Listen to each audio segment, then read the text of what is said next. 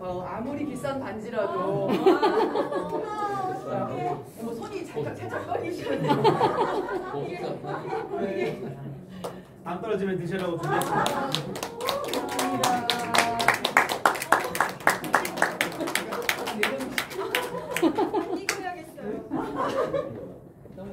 아니 웬일이에요 이게. 너무 예뻐요. 아기학교 때 애들 너무 충격적입니다. 네, 주님 정말 이렇게 너무 감동을 주셔가지고 참 교육을 하는 사람들은 디테일이 살아 있습니다. 그렇죠? 우리 목사님만 봬도 어떻게 하면 이 학습자를 감동시킬까 이런 마음이신 것 같아요. 너무 감사드립니다. 조금 정리를 하고 뭐 골 때리는 여자들도 있고 축구 경기 저희 남편도 주일마다 하는 그 연예인 축구 그 프로그램 굉장히 좋아하더라고요. 근데 제가 그걸 보면서 이 프로그램을 만든 게 아니고요. 사실은 제가 이제 처음 교사를 시작했을 때가 중학교 2학년 때였거든요.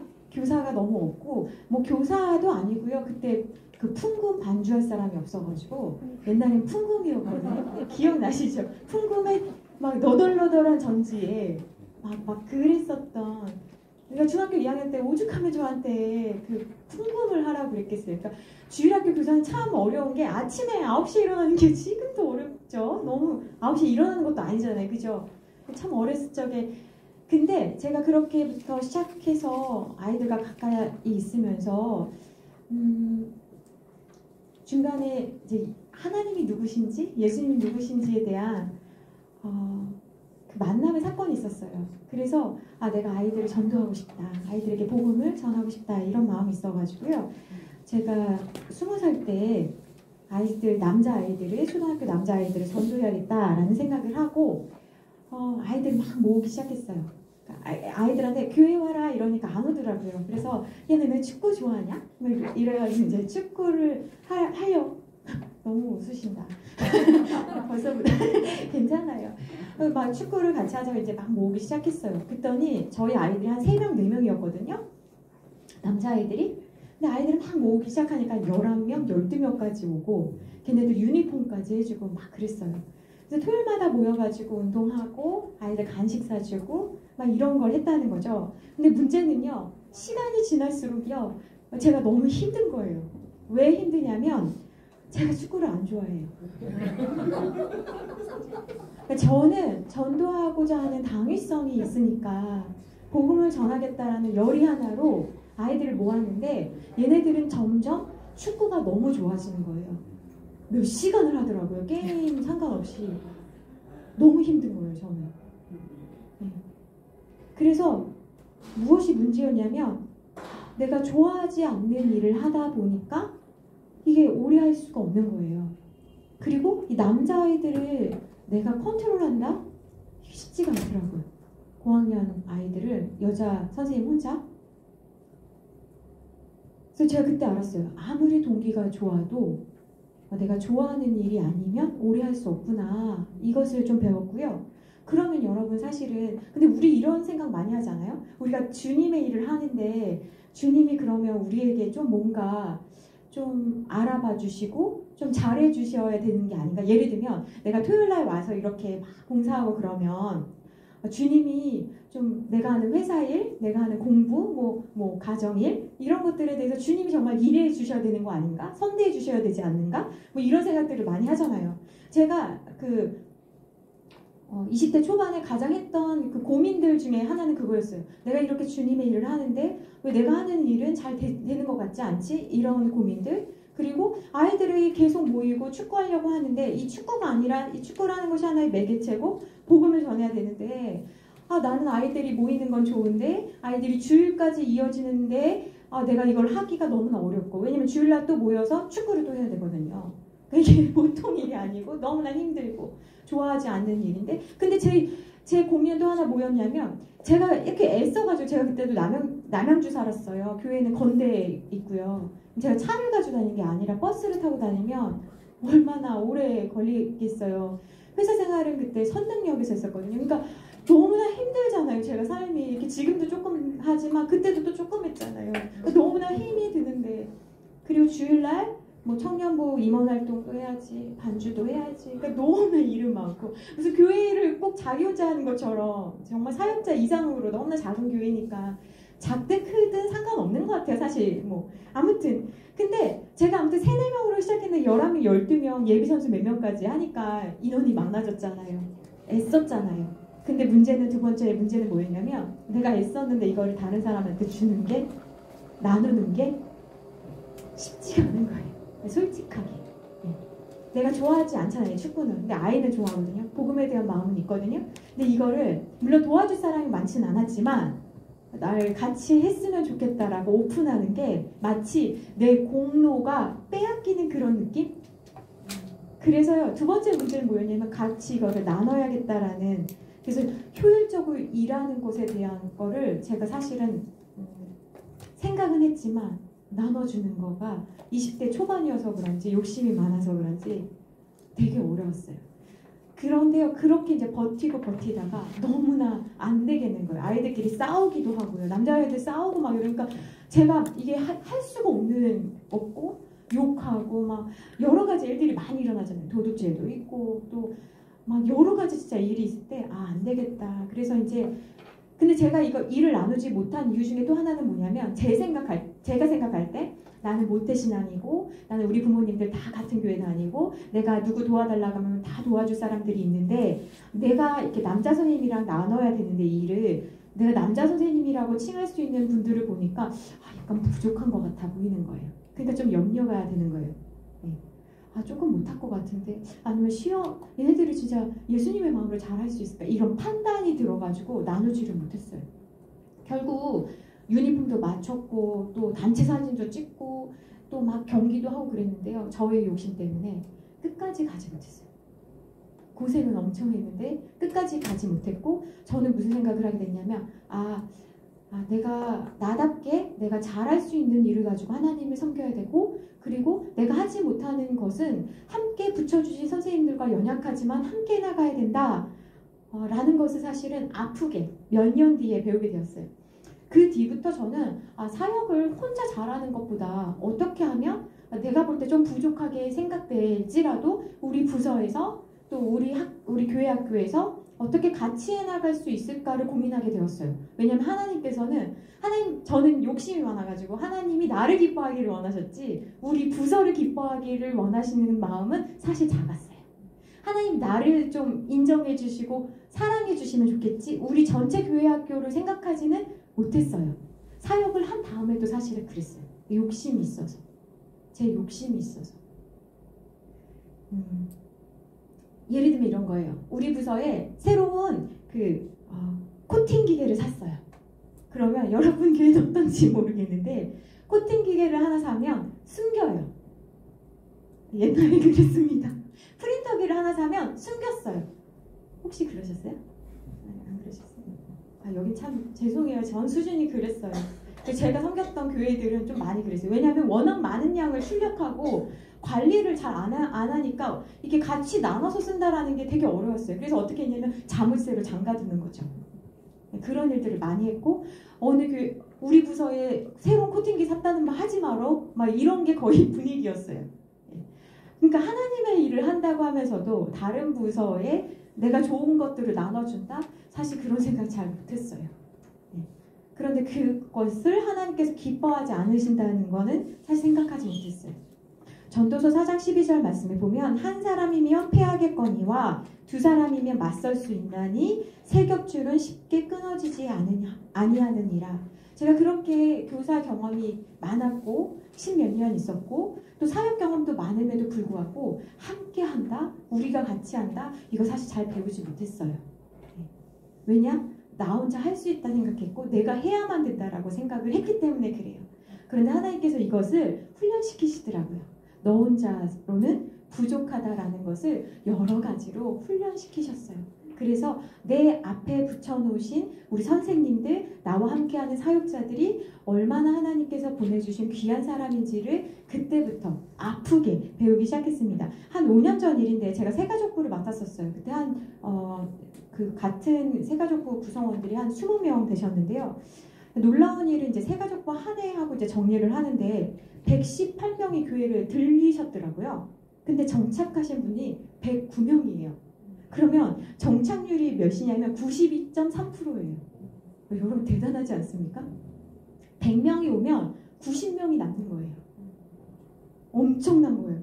통계를 파악하다가 너무 기뻐서 소리 질렀잖아요. 그 교회가 굉장히 오래된 역사를 가지고 있는 교회인데 한 번도 70% 이상을 올라가 본 적이 없다는 거예요. 그러면 제가 엄청 잘해가지고 그랬겠냐? 아니에요.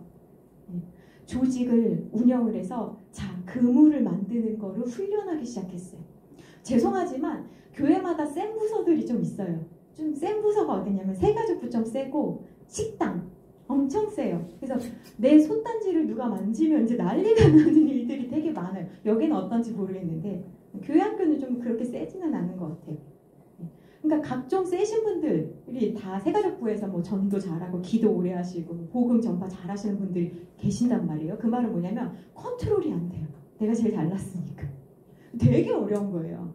어린 사역자가 엄마보다도 더 나이 많으신 분들이랑 같이 하는 거 되게 어려웠거든요. 근데 그때 제 개인적으로는 가장 아팠을 때였어요. 제가 육체적으로.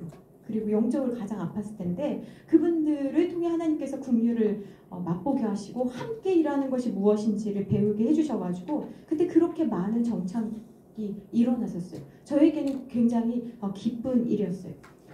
우리가요 어떻게 생각을 해야 되냐면 반목회라고 할 때요 사실 여러분 우리가 하나님과 함께 동행하는 거고요 하나님과 함께 팀을 이루어가지고 사역 같이 하는 거거든요. 근데 저는 죄송한데 제가 늘 하나님 먼저 앞서가려고 했던 게 있어요. 마치 약간 세례요한 컴플렉스? 길을 예비한다. 하나님 오십시오. 근데 주님은 그걸 원하지 않으시더라고요. 구름기둥과 불기둥처럼 내가 앞에 가고 오라고 할 때 오고 가라고 할 때 가라는 거를 주님 원하시는데 저는 제 자아가 너무나 강해가지고 주님 제가 이렇게 계획했습니다. 주님 쫙 오십시오. 이런 거를 되게 좋아했어요. 교육을 한 사람의 단점은 하나가 이거예요. 굉장히 치밀하고 의도적이고 계획적이거든요. 그러니까 그래야만 한다고 생각을 해요. 예를 들면 지금 밖에서 비가 오는데 비가 왔을 때 교사 대학까지도 생각을 하는 거죠. 그러니까 이게 치밀하고 정확하고 좋은데 사실은 주님이 뜻밖의 사건으로 우리를 만나주시고자 하실 때 그게 참 어렵잖아요. 여러분에게 들려드릴 이야기가 있는데요. 더 잭스라는 닥터 수수가 쓴 동화가 있어요. 북쪽으로 가던 잭스와 남쪽으로 가던 잭스가 만났어요. 이 사람들은 각자의 길을 가던 중에 이제 정면으로 딱 마주쳤어요. 북쪽으로 내려온 잭스가 이런 얘기를 했어요. 내 길을 막지 마쇼. 나는 남으로 가는 중이고 항상 나는 이 길을 다녔으니까 막지 마쇼. 이렇게 이야기를 했어요. 그러자 남쪽에서 올라온 잭스가 이런 말을 했어요. 아니 누가 누구의 길을 막는다는 거예요? 나는 한 번도 이 길 아닌 길은 생각지도 않았어요. 하고 막 가는 거예요. 그러자 또 북쪽에서 온 잭스가 이야기했어요. 나는 59일 동안 이곳에 꼼짝 않고 서가지고 내 길은 바꿀 수 없다는 걸 보여줄 테니까 어디 한번 해봅시다. 이렇게 이야기를 하자 남쪽으로 간 잭스가 이야기를 했어요. 아니 그렇게 말한다면 나는 59년 동안 여기 있을 테니까 한번 봅시다. 난 남쪽 학교에서 어려서부터 배운 규칙에 따라서 평생 살아온 사람이요. 그러니까 난 한 번도 움직이지 않을 거예요. 당신이 이기나 내가 이기나 한번 봅시다. 이렇게 이야기를 했습니다. 여러분 이렇게 고집스러운 이들의 지킴은 정말 계속되었고요. 그리고 세월이 지났습니다. 어떻게 되었을까요? 세상은 변하고 달라졌습니다. 그런데 고집스럽게 선 두 사람의 주변으로 고가도로가 지나가고 우회길도 생기고 수많은 차들이 이제 그 주위를 가게 되었어요. 여러분 이 이야기를 듣고 어떤 생각이 드십니까? 고집과 소신은 무엇이 다를까요? 성실과 인내는 무엇이 다를까요? 때때로 우리가 교회 학교나 또 교회에서 우리가 하나님을 믿는다고 하면서도 내 노력과 업적이 나의 공로가 되어서 정말 거북이 등딱지 같은 이제 자만과 고집으로 남은 위대한 과거는 있고 내일을 막는 장벽이 될 때가 너무나 많습니다. 그래서 우리가 지난날의 모든 수고가 구시대의 유물로 외면당할 수 있다 또는 방해가 될 수 있다 라는 생각을 우리가 사실은 해야 되거든요. 우리에게는 그런 것이 없을까? 교사를 오래 하면 할수록 나에게 남은 것은 무엇일까? 내가 배우고자 하는 마음이 있나? 나에게 하나님께서 가르쳐 주신다고 하실 때 내가 겸손히 배울 수 있을까? 그래서 여러분, 세상이 변했기 때문에 우리도 배워야 합니다. 왜냐하면 우리의 학습자들이 달라지고 있기 때문에 그렇습니다. 또한 우리는 다른 사람을 동기부여하고 그들을 그리스도의 제자로서 잘 세워나가야 되거든요. 그래서 그런 것들에 대한 이야기를 오늘 한번 같이 해보려고 합니다. 자, 골키퍼 반목회는 뭐냐면, 자, 제가 오는 아이, 그럼 여러분이 따라 한번 해보세요. 오는 아이, 이렇게 따라 해보세요. 오는 아이, 오는 아이, 막지 말고, 가는 아이, 붙잡아라. 그러니까 무슨 말이에요? 오는 애 있으면 막지 말고 환영하라는 이야기고, 가는 아이 있으면 붙잡으라라는 이야기죠. 그러니까 하나도 아쉬울 것 없이 그냥 우리가 그냥 교사의 직분을 감당하는 것이 아니라, 오는 아이 있으면 어떻게든지 간에 환영하고 이 아이가 하나님께서 보내주신 너무나 귀한 아이라는 것을 인정하고, 그리고 갈려받은 아이 있으면 어떻게 하라고요? 붙잡으라라는 이야기입니다. 예수님께서 기뻐하시는 모습은 뭐냐면요, 아이들을 막지 않는 거예요. 아이들을 막지 않는다는 표현은 뭐냐면 육체적으로 막지 않는 거예요. 그리고 물리적으로 힘으로 막지 않는 거고요. 정신적으로 막지 않는 것이고, 영적으로 방해하지 않는 게 막지 않는 것입니다. 누가복음 9장 48절에 보면, 누구든지 내 이름으로 이런 어린아이를 영접하면 곧 나를 영접함이요. 그러니까 여러분, 우리가 그냥 어린아이를 영접하는 것이 아니라, 우리 교회는 어떤 곳입니까? 예수님의 이름으로 어린아이를 영접하는 거예요. 그러니까 다른 기관하고는 너무나 다르죠. 다른 사회기관 얼마나 좋은 일 많이 합니까? 그런데 그런 사회기관은 이런 어린아이예요. 그런데 우리가 영접하는 이런 어린아이는 어떤 아이예요? 예수님의 이름으로 우리가 영접해야 할 어린인 거예요. 그런 의미에서 여러분, 오는 아이 막지 말고 가는 아이 붙잡아라. 우리 이거를 좀 기억해야 될 것 같아요. 적어도 내가 많은 아이들을 부흥하지는 못하더라도, 부흥시키지는 못하더라도 내게 속한 아이들 있으면 그 아이들 놓치지 않으려고 정말 눈물로, 주님, 제가 너무나 마음이 아파서 주님 제발 놓치지 않게 달라고 우리가 기도하고 그 영혼을 위해서 기도해야 되는 것입니다. 최선을 다해서. 근데 여러분, 여기 보시면 왼쪽에 기존 모델이라고 되어 있는 건 뭐냐면요, 우리가 대부분 하고 있는 모델인데 한번 생각해 보세요. 이 모델은 뭐냐면, 예를 들면 빨강반이면은 빨강반에 한 10명의 어린이가 있다 생각해 봅시다. 학생이 있다 생각해 보시고, 뭐 주황반이면은 이제 뭐 5명, 18, 우리가 거의 이런 식으로 하거든요. 이게 기존 모델이에요. 그러니까 이 모델은 어떤 모델이냐면 학교식 모델인 거죠. 일반 사회식 모델이에요. 그러니까 조직 관리할 때 선생님 위주의 모델이에요. 그런데 한번 생각해 보세요. 여러분들도 오랫동안 신앙생활 하셨으니까 구역을 한번 생각해 보셔도 되고요. 한번 생각해 보세요. 내가 만약에 어떤 선생님이랑 잘 맞아요. 그러면 이 교회 생활이 너무 좋아. 그리고 다른 반이 되지 않고 나는 빨강 반이 되기 너무 행복하다 막 이러면서 교회 생활 하거든요. 신앙생활 막 하죠. 그런데 아무리 내가 이해하려고 해도 빨강 선생님이랑 나랑 좀 안 맞아. 그럴 수 있잖아요. 그러면 선생님도 좀 불편하실 수 있죠. 둘 사이에 어려움이 생겨요. 그러면 둘 중에 한 명이 이렇게 해야 돼요. 참아야 되는 거죠. 선생님이 참든 학생이 참든. 그러니까 참으면 또 좋은데 대부분 안 맞으면 어떻게 합니까? 교회 옮기죠. 반을 바꿀 수가 없어요. 맞죠? 이게 기존 모델인 거예요. 그러니까 이게 관계로 교회 신앙생활 할 때 처음에 시작하는데 왠지 안 맞는 사람이 있어요. 이거는. 그렇죠? 네, 여러 가지로. 나는 그런 의도가 아닌데도 아이가 그렇게 받아들이는 경우도 있고, 그래서 부모님에게 그렇게 이야기하는 경우도 있고, 나는 똑같이 사랑했는데 얘가 느낄 때는 그렇고, 그래서 여러 번 이야기를 하고 아무리 해도 안 되는 그런 모델이 있어요. 그게 기존 모델이에요. 그러면 1년을 버틴다? 거의 어렵죠. 몇 개월 하다가 이제 교회 다른 데로 가거나 교회를 오지 않는 경우가 있어요. 그래서 늘 이렇게 하는 방법 말고 한번 다른 방법을 생각해보자 라고 했을 때 성경에 어떤 모델이 있어요? 아비 모델이 있어요. 내가 진짜 낳은 아이는 아닌데 디모데에게는 바울이 영적 아비였어요. 그런데요, 생각해보세요. 디모데에게 바울만 영향을 미쳤을까요? 그렇지 않습니다. 그러니까 디모데 주변에 있던 많은 선생님들이 있어요. 가족도 있고요. 그래서 저는요, 한번 여러분 생각해보세요. 아이 한 명을 듣고요. 예를 들면 이런 거죠. 이런 걸 한번 생각해보세요. 아이 한 명을 두고 전지적 창견 시점 이런 데 보면 어떻게 돼요? 프로젝트 매니저 해가지고 예를 들면 어떤 프로젝트에는 어떤 매니저 투입, 운전할 때는 어떤 매니저 투입. 여러분 만약에 아까 전에 제가 골키퍼 그런 이렇게 축구 저 처음엔 축구도 막 하고 그랬거든요. 근데 제가 체력이 안 좋아요. 그러니까 몇 번 뛰면 제가 할 수가 없죠. 저는 뭘 잘해요? 조직 운영을 잘해요. 기획을 잘해요. 그러면 뛸 선생님이 만약에 거기서 같이 띄워줬다면 그리고 내가 거길 지켜보는 시간 동안 다른 선생님이 간식을 사왔다면 얼마나 좋았을까요? 근데 저는 어떻게 했어요? 내가 뛰어, 내가 애들 불러, 간식 먹여. 저는 울면서 사역했어요 그때. 그냥 주일학교 선생님이었는데 내가 왜 이러지? 너무 과한데? 그리고 어떤 마음이 들어요? 힘드니까 누구를 원망하게 돼요? 주변 동료 이제 선생님들을 원망하는 거예요. 난 안 바쁘냐? 난 집이 가깝냐? 가까운데도 왜 안 도와주는 거야? 믿음이 없는 분들 이러면서 네?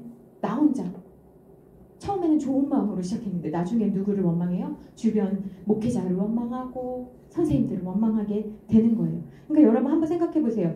아까 전에 그 한 영혼을 살리기 위해서 내가 잘할 수 있는 게 우선 무엇인지를 생각하셔야 돼요. 제가 이제 부서들을 운영하면서 어떤 분은 뭐라고 그러냐면 저는요 진짜 말씀은 못 가르치겠어요. 그분은 책을 정말 많이 읽으시거든요. 근데 못 가르치겠대요. 진짜 말을 못한다는 거예요, 자기는. 그래서 제가 그랬어요. 그럼 뭘 잘하시는데요? 그랬더니 저는요, 뭐 사오고 총무 역할 하는 거는 정말 잘할 수 있습니다. 이러시는 거예요. 그래서 제가 교사에서 확 빼버렸어요. 그리고 총무하고 총무하십시오. 하고 전체 이제 교사, 뭐 간식, 뭐 복사, 기타 그런 것들을 하라고 그랬어요. 너무 잘하는 거예요. 너무 행복하게 하는 거예요. 어떤 분은 그거 하라고 그러면 너무 힘든 거예요. 몇 개를 사야 되지? 여기서부터 힘든 거죠. 교사가 10명인데 10개만 사면 되나? 그럼 이제 딱 10개 샀더니 하나가 없어지는 확률이 있잖아요. 늘 우리는. 그러니까 예수님은 늘 남기는 사역하시는데 우리는 늘 모자라는 사역하잖아요. 참 신기해요. 우리 사역은. 그렇잖아요. 그러면 자기가 못 먹고 제 거 드세요. 뭐 예를 들면 이런 식으로. 그러니까 수고했는데 좀 더 사오세요. 이렇게 한두 명한테 듣다 보면 나 이거 사느라 힘들었는데 이것도 싸게 사느라고 A 갔다가 B 갔다가 막 이랬는데 그러니까 우리가 하는 일에 있어서 우선 우리가 무엇을 잘할 수 있을지 그리고 우리가 함께 어떻게 이 아이들을 양육할 수 있을지를 한번 조금 큰 그림에서 봐야 되는 거예요. 사실 저희가 기존 모델로 하면 우리가 다 해요. 그죠? 출석, 그 다음에 상담, 신방, 말씀 양육, 간식 다 하거든요. 너무 힘들어요. 그래서 제가 이 아비 모델이라고 이름을 지었지만 이런 걸 한번 프로젝트로 한번 수련회 때 성경학교 때 교사들 다 흩어버렸어요. 은사별로 다 한번 해버렸어요. 했더니 어떤 분은 찬양 너무 잘하시는 분들 그러니까 몇 시간을 찬양해도 힘들지 않아요. 아까 어떤 그 고등학생 그 자매처럼 깜짝 놀랐어요. 은사 있는 거 보이시죠? 이게 다르잖아요. 이게 나이 많고 적고가 아니라 은사가 있으신 분이잖아요. 그러니까 보면서 선생님들한테 우선 막 여쭤봤어요. 그냥 우리는 대부분 어떻게 합니까? 하나님 부르셨습니다. 헌신하십시오. 이런 식으로 하잖아요. 그리고 개발은 안 시켜주거든요. 사실. 그러니까 너무나 힘들잖아요. 그래서 한번 생각해 보세요. 거기에 필요한 것들을 또 우리가 공부할 필요가 있죠. 어떤 분은 그 정말 기도 잘하시고 잘 세워주시는 분들이 있어요. 나이 많아서 그런 게 아니에요. 그래서 그런 분들에게는 또 예를 들면 뭐 부장이나 부감의 은사를 드릴 수 있는 거죠. 그죠? 그 자리를 드릴 수 있는 거예요. 그러니까 누가 앞에서 해도 불편하지 않은 분들 있잖아요. 잘 세우시는 분들, 잘 맡기시는 분들. 한번 생각해 보세요. 우리가 반에서 교사를 할 때 대부분 이 4단계를 거친다고 합니다. 첫 번째가 뭐냐면 환상의 단계예요. 환상의 단계는 뭐냐면 내가 교사를 맡으면 그래도 좀 달라지지 않을까?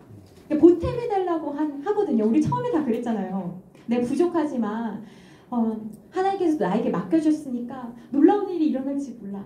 그리고 적어도 그래 한 2배의 성장 그래 하고 우리가 연초에도 그렇고 처음에 부르심 받을 때 그렇다는 거죠. 그러니까 이런 기대와 희망을 가지고 시작하는 단계가 환상의 단계예요. 그러니까 교사 시작할 때쯤 그리고 시작하고도 몇 년 정도 되면 대부분 환상이 있는 거죠. 마치 결혼했을 때 처음에 나는 싸우지 않을 거야. 나는 정말 잘 지낼 거야. 벌써 웃으시잖아요. 그러니까 다 그런 게 사람 사는 거잖아요. 맞죠? 근데 우리는 싸우면 절대 안 될 것 같고 막 이런 생각을 하는데 첫 번째가 환상의 단계, 두 번째가 뭐냐면 생존의 단계예요. 이건 뭐냐면 안 할 수 없으니까 버티는 단계인 거예요. 생존. 어쨌든 올해는 채운다 내가. 정말 내가 진짜 벌써 웃으셔. 우리 10월 달부터 목사님 언제 뵐까? 이렇게 보면서 못한다는 얘기만 할 생각으로 충만하자 우리가. 이게 뭐예요? 생존의 단계예요. 그러니까 기쁨이 사라진 건 오래고 부담감만 있는 거죠. 하나 남은 희망이라면 빨리 여기서 벗어나는 거. 뭘 해도 이거보다 낫겠다라는 생각을 하죠. 그래서 다른 부서가 너무 부러운 거예요. 찬양대 부럽고 부러운 부서 많잖아요. 네. 식당도 부럽죠. 몇 시간만 하면 되는데 우리는 이렇게 영혼육을 다 해야 되니까 이거 얼마나 힘듭니까? 또 힘들다고 하면 또 덕이 안 된다고 혼나고 여러 가지. 그래서 생존의 단계다. 세 번째 단계는 뭐냐면 숙련의 단계예요. 이 숙련의 단계는 뭐냐면 바꿔달라고 못하겠다고 내려놓겠다고 했는데 정말 아무도 없어. 그래서 안 할 수가 없고 여러분 이야기예요. 저는 여러분이 상황을 모릅니다. 예, 어쩔 수 없이 버티고 울면서 버티고 그러다가 강습해 가고 수련해 가고 그러다가 내가 다시 한번 주님 제가 그래도 힘들지만 이 직분을 잘 감당하겠나이다 하면서 실력이 지나고 기도하고 막 그러다 보니까 이게 하나님 기뻐하시는 일이구나. 그리고 하나님께서 주시는 기쁨을 이제 맛보는 단계인 거예요. 그래서 숙련의 단계인 거예요. 그러니까 좀 힘들어하고 환상에 차 있는 그런 이제 그 신입 교사들 보면 잘한다 해줄 수 있고 또 생존의 단계에서 힘들어하는 이제 선생님들 뵈면 조금만 힘내라고 그 끝이 언제인지는 모르지만 곧 이제 맛볼 수 있을 거라고 기쁨이 있을 거라고 이야기해 주시는 분들 그러니까 진짜 몇십 년 하시는 분들 그래도 이 직분이 너무나 귀하다고 생각하시는 분들 그래서 이 숙련의 단계에서는 이제 뭐 예를 들면 교육자가 이야기를 하기 전에 부모랑 이미 뭐 신방도 하고 상담도 하고 커피도 마시고 이렇게 할 수 있는 그러니까 학생들에 대해도 전혀 불편하지 않는 단계가 이 숙련의 단계예요. 네 번째는 뭐냐면 영향을 주는 단계입니다. 그러니까 여러분도 그렇지만 정말 학생들에게 기억되는 선생님이 있거든요. 잊을 수 없는 선생님이 있어요. 제 친구가 자기 어릴 적 이야기를 했는데 그 친구가 이제 예수님을 잘 믿는 친구가 되었는데 자기가 이렇게 된 데는 자기의 부모님의 영향이 있는 게 아니라 자기네 집은 다 예수님 안 믿었던 집이었대요. 근데 자기가 이렇게 예수님을 믿게 된 이유는 중학교 1학년 때 자기를 만난 자기를 양육해준 담임선생님 때문이라는 거예요. 자기 집은 너무나 가난했고 아버지는 매일 술을 마셨고 그리고 술을 마시고 오시면 어머니를 그렇게 때리고 형이 있었는데 형이 그걸 말리면 형도 때리고 그래서 자기는 그걸 보면서 초등학교 때 너무나 무서웠대요. 어디 갈 데도 없고 그러니까 맨날 그냥 그 골목에 그냥 무릎 꿇고 이렇게 있고 그러다가 어느 날 이제 둥둥 북소리를 들으며 이제 저기서 왜 이렇게 재밌는 소리가 들리지? 그래서 울다가 이렇게 교회를 가기 시작한 거예요. 그런데 교회를 다녀도 뭐 초등학교 이제 6학년 때 교회를 이제 다니기 시작했는데 교회를 다녀도 뭐 그냥 갈 데가 없으니까 재미있는 게 없으니까 그냥 왔다 갔다 했다는 거예요. 근데 그날도 아버지가 이제 어머니도 때리고 형도 때리고 그래서 막 어머니 얼굴이 붓고 자기는 이런 집이 너무나 지긋지긋하고 내가 살아서 뭘 하나 나에게는 아무 꿈도 없고 희망도 없고 갈 데가 없으니까 이제 교회에 와서 혼자 막 울고 있었대요. 그런데 선생님이 자기가 그런 상황에 처해 있다는 걸 아시고 퇴근하고 혹시 얘가 있나 항상 보시러 오셨대요. 일부러 들리셔가지고 얘는 이제 그렇게 막 울다가 자고 그러다가 그냥 밤 늦게 되면 배고픈데 갈 수도 없고 아버지 이제 주무실 때쯤 되면 이제 가고 그랬대요. 근데 선생님이 오셔가지고 너 무슨 일이니? 그랬더니 뭐 맨날 똑같은 일인 거죠. 그래서 말도 못하고 그러고 있었는데 이 선생님이 그랬대요. 너는 꿈이 뭐니? 이렇게 물어봤대요. 아니 지금 이렇게 아버지 어머니 사정이 안 좋아가지고 그렇게 울고 있는 애한테 꿈이라는 건 너무 큰 사치죠. 생각도 못한 미래잖아요. 그냥 오늘 하루 부모님 안 싸우면 좋겠고 잘 살았으면 좋겠는 그런 건데 꿈이 없다고 나는 결혼도 못할 것 같아요. 이런 집에 누가 결혼이나 오겠어요? 이런 생각을 했대요. 공부도 못할 것 같아요. 뭐 이런 말을 했대요. 그런데 선생님이 그러더래요. 아니라고. 너는 정말 반드시 잘 될 거라고. 너는 이제 하나님의 자녀가 되었기 때문에 하나님께서 너를 분명히 축복해 주시고 너와 함께 하실 거라고. 근데 자기가 그 말 들었을 때 화가 막 나더래요. 하나님 살아계시면은 우리 집이 이러면 안 되는 거 아니야? 내가 이제 교회도 다니기 시작했는데 그렇게 이제 반복된 하루하루를 살았는데 선생님을 그렇게 중학교 1학년 때 이제 담임 선생님으로 만났는데 그 선생님이 너는 또 꿈이 뭐니? 이거를 아주 자주 물으셨대요. 그래서 얘가 그냥 너무 귀찮아가지고 저는요 그냥 정장 입고 그냥 결혼하고 그리고 매일 출근할 수 있는 곳이 있으면 좋겠습니다 라고 이야기를 했대요. 그게 자기 꿈이었대요. 중학교 1학년 때. 근데 선생님이 그걸 듣고 이 아이를 붙잡고 매일 기도해 줬대요. 만나면 기도해 줬대요. 하나님 귀한 아이가 이런 꿈이 있습니다 라고 기도했대요. 여러분 있잖아요. 선생님이 이 아이는 맨날 선생님 말 들을 때도 아버지는 너무나 강력하니까 아버지한테 반항 못 하잖아요. 그러니까 이 선생님이 그런 말 아니야 너는 잘 될 거야. 너는 예쁜 아내 만날 거고 너는 네 말대로 정장 입고 가방 들고 다닐 회사가 있을 거야. 이런 이야기를 하면 비웃었대요. 선생님이 그런 말 하지 마요. 나는 끝났어요. 이런 이야기를 했대요. 여러분 있잖아요. 우리가 만나는 아이들이 정말 다양합니다. 우리가 봤을 때는 좋은 집에서 잘 자라는 것처럼 보이는 아이들도 있고요. 또 때로는 정말 얘는 교회가 아니라 어디 상담을 받아야 되는 거 아니야? 이런 아이를 만날 때도 있습니다. 그런데 기억하세요. 여러분 우리가 해야 되는 일이 무엇인지 아십니까? 아이의 그 부정적인 말을 바꾸어 주시는 거예요. 여러분 할렐루야이십니까? 여러분 우리가 있는 이유는요. 다른 거 다 안 하셔도요. 여러분 아이들을 딱 보시면 아시잖아요. 얘는 뭔가 있구나. 그러면 아이의 그런 부정적인 말과 그런 걸 들으시면요. 여러분들이 그걸 가지고 다시 재해석해 주셔야 되는 거예요. 너는 지금 가난하지만 항상 가난하지 않을 거야. 넌 부유한 아이가 될 거야. 응? 그 이야기를요. 선생님이 계속해 주셨는데 너무 듣기 싫은 게 사람 마음이 그런 거 있죠. 아시죠? 네. 그럼 내가 지금 당장 뭐라도 돼야지. 엄마 아빠 좀 덜 싸워야지. 그런데 놀라운 건요. 이 선생님이요. 이제 그 중학교 2학년 때 이제 다른 선생님 오시겠지 했는데요. 이 선생님이 얘 맡아야겠다 생각하셔서 중학교 2학년 때 또 맡으신 거예요. 얘가 좋아했을까요? 안 좋아했을까요? 안 좋아하죠. 제가 아는 어떤 권사님이요. 금요예배 때도 너무 실망하게 하셔가지고 이러고 계시는 거예요. 그래서 왜 그러세요? 그랬더니 어떤 이제 청소년 아이가 있길래 자기가 누구야 하면서 이제 안아주려고 탁 했는데 걔가 쌩 하고 이렇게 가는 거예요.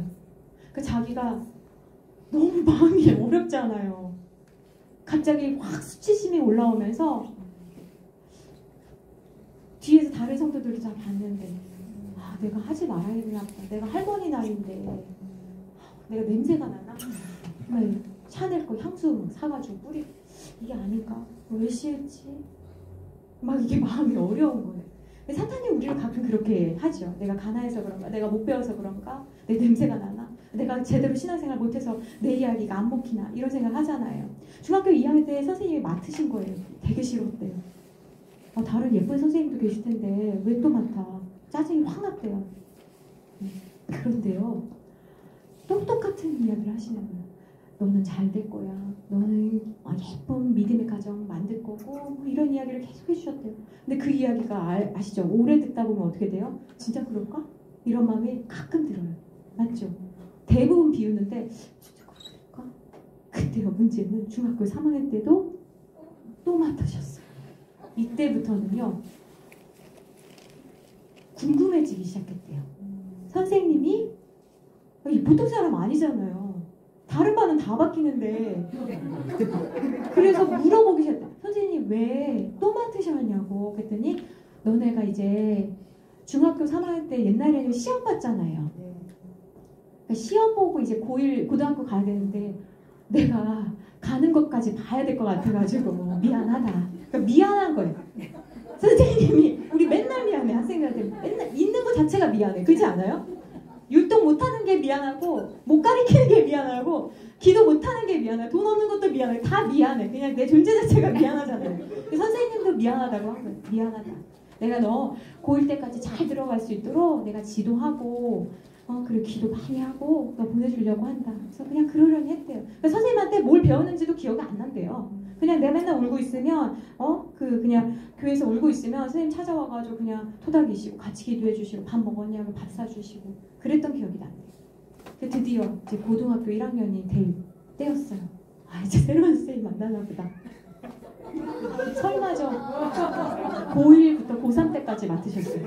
몇 년 맡으셨을까요? 무슨 소리예요? 6년 맡으신 거예요. 6년. 고1 때부터 마음을 내려놨대요. 그냥 아버지인가 보다. 몇 년 전에 이분이 장로님이 되셨어요. 그때 자기를 맡아주셨던, 그러니까 중학교 때 1학년 때부터 그 친구들이 같이 자랐잖아요. 얘네들이 다 교회가 뭐 흩어진 아이들도 있고 지방으로 간 친구도 있는데 다 모여라 해가지고요. 그 선생님 매년 스승의 날 때 이제는 얘네들이 찾아다닌대요. 근데 자기가요 고1, 고2, 고3 선생님한테 여쭤봤대요. 선생님 왜 그러시냐고. 나중에는요 그게 그냥 하나의 존경이 되는 거예요. 근데 그거를 고등학교 때까지도 그렇게 존경하지는 않았대요. 그냥 아프신가? 어디 무슨 일이 있으신가? 잘 모르잖아요. 그냥 좀 이상한데 별 관심 없어요. 애들은 그죠? 그냥 너야 진짜 이렇잖아요.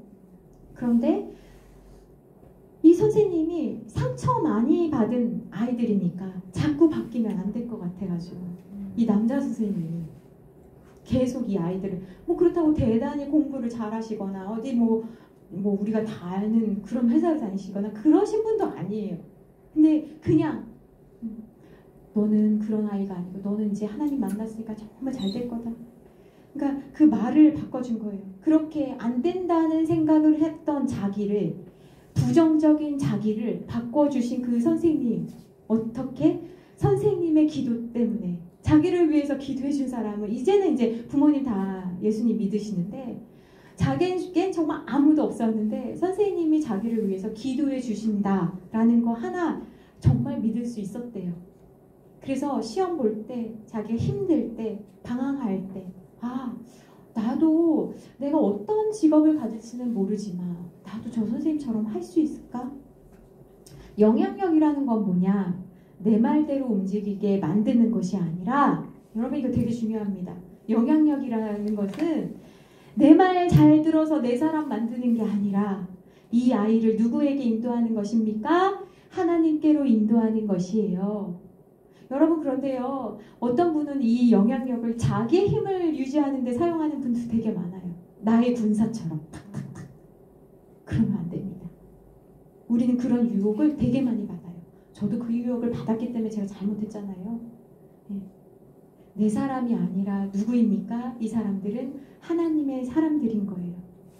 그러니까 여러분 사실은 우리가 힘들고 때때로 아이들한테도 무시당하잖아요. 눈으로도 멸시를 당하고 그리고 싫어하는 거 아이들도 티내고 나도 나이 든 건 알고 나도 너네랑 안 맞는다는 거 알고 그럼에도 불구하고 사람 살리는 일이라는 것을 여러분 기억하셔야 합니다. 아이들이요 교회에 남는 경우가 딱 두 가지가 있어요. 기억하세요. 아이들이 교회에 남는 경우가 딱 두 가지다. 첫 번째, 내가 이 교회에 왜 가야 하는지를 분명히 이해하게 될 때 아이들이 이 교회로 오는 거예요. 아니 한번 생각해 보세요. 이쪽 지역만 해도 굉장히 교회가 많잖아요. 그런데 왜 내가 상계 강림교회여야만 하는지에 대한 이유를 아이들이 찾으면 남는다니까요. 그걸 뭐라고 하냐면 소속감이라고 합니다. 여러분. 소속감이 생기면 여러분 한번 생각해 보세요. 여러분 왜 교사하세요? 계속? 왜 계속 하세요? 여러분 언제까지 여기 다니실 거예요? 그런 생각 해보신 적 있으세요? 없죠. 왜? 당연한 거니까. 나는 결혼도 여기서 할 거고 네? 그죠? 나는 천국 가는 날 때까지 여기 있을 건데 당연하게 생각하시는 그 당연한 걸 아이들에게도 있어야지 아이들이 남는다라는 거예요. 그러니까 우리의 그 교회의 목표는 교회 교육의 목표는 어떻게 하면 얘가 소속감이 생길까 이거를 생각을 해주셔야 되는 거예요. 근데 이 소속감은 어디서 생겨요? 관계에서 생겨요. 여러분도 한번 생각해 보세요. 제가 진짜 궁금한데 우리 정주신 장로님이신지 어르신은 교회에 어떻게 오시게 되셨어요? 김주신. 죄송합니다. 제가 눈이 이렇게 안 좋아요. 네. 네, 알겠습니다. 예쁜 여자 때문에 왔대요. 네. 예를 들면 그런 거 아니에요? 지사님은요? 왜 오셨어요? 어떻게 하시다 오시게 됐어요? 네, 집사님 아니셔요? 청년 죄송합니다. 앞으로 집사님 되실 거니까 기분 나빠하실 필요는 없어요. 집사 되게 기분 나빠하시지 마세요. 아름다운 직분입니다. 네, 어쩌다가 여기. 그러니까 다 그런 이유예요, 그죠? 그러니까 어떤 이유든지 간에 맞죠? 친구 때문에 왔든 부모님 때문에 왔든 그러다가 여러분 부모님 때문에 왔어도 그때는 잘 모르잖아요. 여러분 그러지 않으셨어요? 부모님 때문에 왔을 때 되게 억울해요. 왜? 와준다, 가준다, 해준다. 내가 대학생만 돼봐라. 정말 다시는 이쪽 보지도 않는다. 뭐 이 생각하고 외국으로 가든지 지방으로 가든지 멀리 갈 생각을 많이 하잖아요. 그러니까 우리 목표는 뭐냐면 목적은 뭐냐면 그 소속감을 하나 어떻게 기둥으로 관계를 통해서 우리라는 의식에 얘가 들어올 수 있을지를 만들어 주셔야 되는 거예요. 그러니까 교사들이 우선 그러려면 우리가 하나가 되어야 되죠. 맞죠? 교사 공동체가. 그건 제가 또 이따 말씀드릴게요. 그 다음 두 번째는 뭐냐면 그 소속감만 있으면 안 돼요. 그 소속감만 있으면 어떻게 돼요? 아까 말씀드린 것처럼 축구 클럽만 되는 거예요. 아이들이 축구 경기할 때는 오고요. 예배 드릴 때 안 와요. 그러니까 예를 들면 요즘 부모님들은 서비스가 있으면 오고요. 예배는 안 드려요. 진짜 깜짝 놀랐어요. 그건 아니거든요. 아이들은 올려보내고 본인들은 카페에서 얘기하고 저는 예수님 안 믿어요. 이런 분들이 있어요. 식당에서 밥은 먹고. 정말 많아요. 여러분 이건 아니거든요. 너무 신기하잖아요. 아이는 보내고 자기는 그런 마음도 없고 그런 부분이 한 분 허용했더니 한 3-4분이 이제 예배 시간에 저희는 예수님 안 믿고 아직 이러면서 계속 몇 년째. 그거 아니거든요. 그러니까 우리라는 의식에 교회라는 곳을 이 사람들이 어떻게 생각했길래 이러나 뭐 이런 생각이 들어요. 교회가 무엇인데. 그렇죠? 두 번째는 뭐냐면요. 두 번째 기능은 뭐냐면 어떻게 하면 아이들이 남냐. 내가 누구인지에 대한 신분의 변화가 생겼을 때 남아요. 내가 누구인지. 그러니까 내가 옛날에 누구누구 집사의 딸, 누구누구 장로의 손녀 안 남아요. 내가 누구인지, 내가 누구예요? 여러분 누구예요? 여러분은 하나님의 사람이시죠. 하나님의 말씀을 맡은 선생님이시죠. 내가 누구인지에 대한 건 뭐예요? 다른 말로 하면 정체성이잖아요. 그게. 그러니까 소속감이랑 정체성이 있어야지 얘네들이 특별히 이 지역에 교회가 많은데도 여기로 오는 거고 그 다음에 하나님을 만나면 내가 누구인지를 알기 때문에 누가 오라고 안 해도 하나님 때문에 오는 거예요. 왜? 우리라는 것이 우리 공동체에 연결되어 있다면 이 정체성이라는 것은 하나님과 나와의 관계가 생겼기 때문에 나오는 거예요. 거기까지 가야 되는 게 우리 교회 교육의 목적인 거죠. 그러니까 내가 누구인지에 대한 것이 변화가 되어야 되는 거잖아요. 그러니까 교사 직분도 마찬가지거든요. 이 교사를 어떻게 생각하시는지가 사실은 이 일을 어떻게 할지에 대한 것을 결정합니다.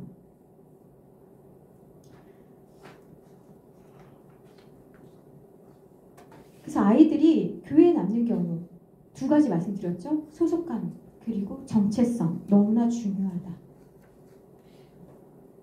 그래서 우리라는 것 그리고 이 아이가 자기를 어떤 사람으로 인식하고 있는지 얘가 정말 너가 하나님의 자녀라고 인식하는지 고백하는지 여러분 놀라운 것은 뭐냐면요. 신학생들도 하나님의 자녀됨에 대해 흔들리는 사람들이 종종 있습니다. 저에게는 굉장히 놀라운 일이에요. 이게 옛날에 신학생들은 뭐 옛날에도 그런 분도 계시긴 했지만 많이 이렇게 막 드러내지 못했는데 요즘은 저는 신학교는 다니지만 예수님을 믿는지는 지금 생각 중입니다. 라고 하시는 거예요. 그러니까 공부로 하는 분들이 있어요. 교회는 안 가고 공부로 하는. 너무나 안타까워. 여러분도 한번 생각해 보세요. 여러분은 왜 이 상계 강림교회 여야만 하는지 그러니까 그걸 설명하실 수 있어야 되는 거예요.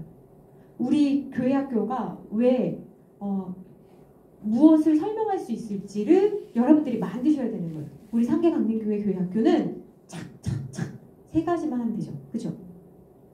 우리 부서는 착착 뭐 1가지 2가지만 하면 되잖아요. 그죠? 그리고 너는 어떤 존재인지.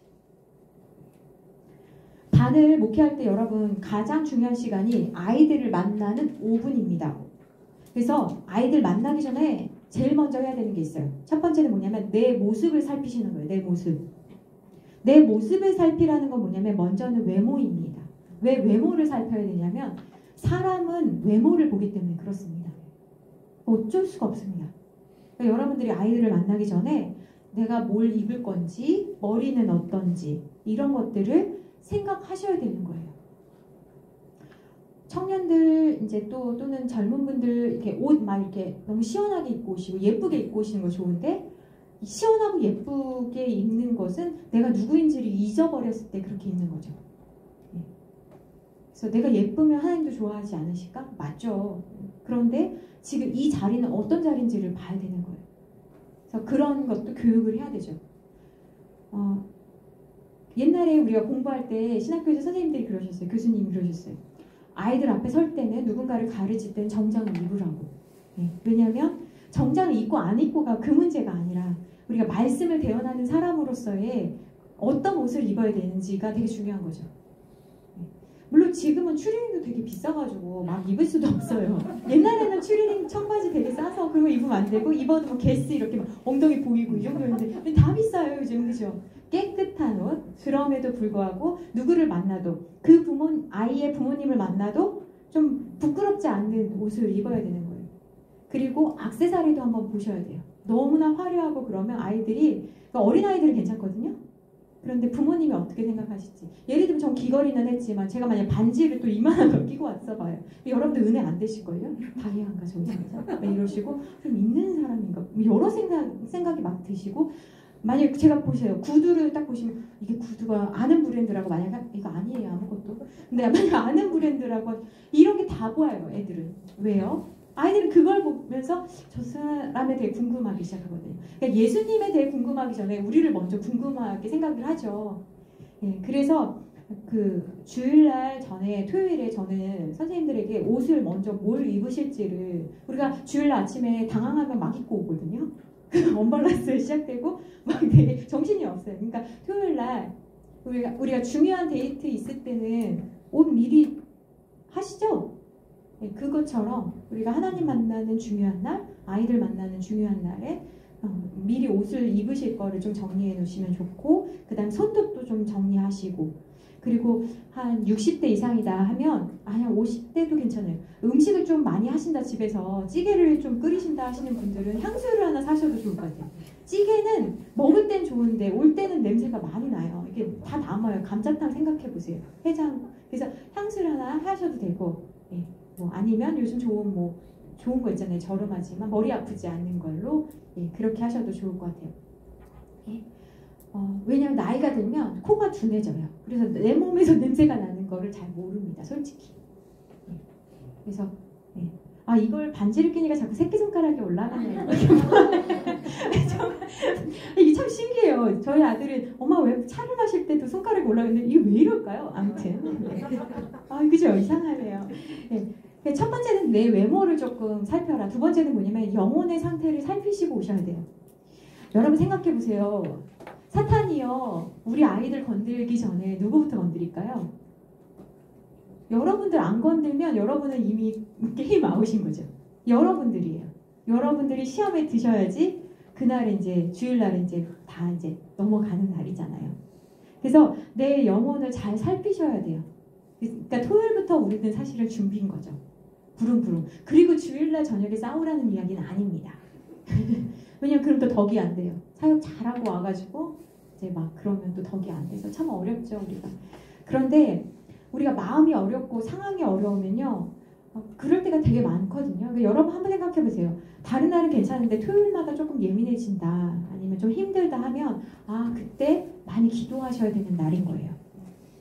그리고 여러분께서 하나님 앞에 나오실 때, 교사 직분을 감당하실 때 정말 어떤 마음으로 나오시는지 오늘 한번 생각해 보세요. 여러분 정말 감사함으로 나오십니까? 아니면 거래하는 마음으로 나오십니까? 우리는 가끔 생각하거든요. 예배만 드리고 가는 애들 너무 부럽죠.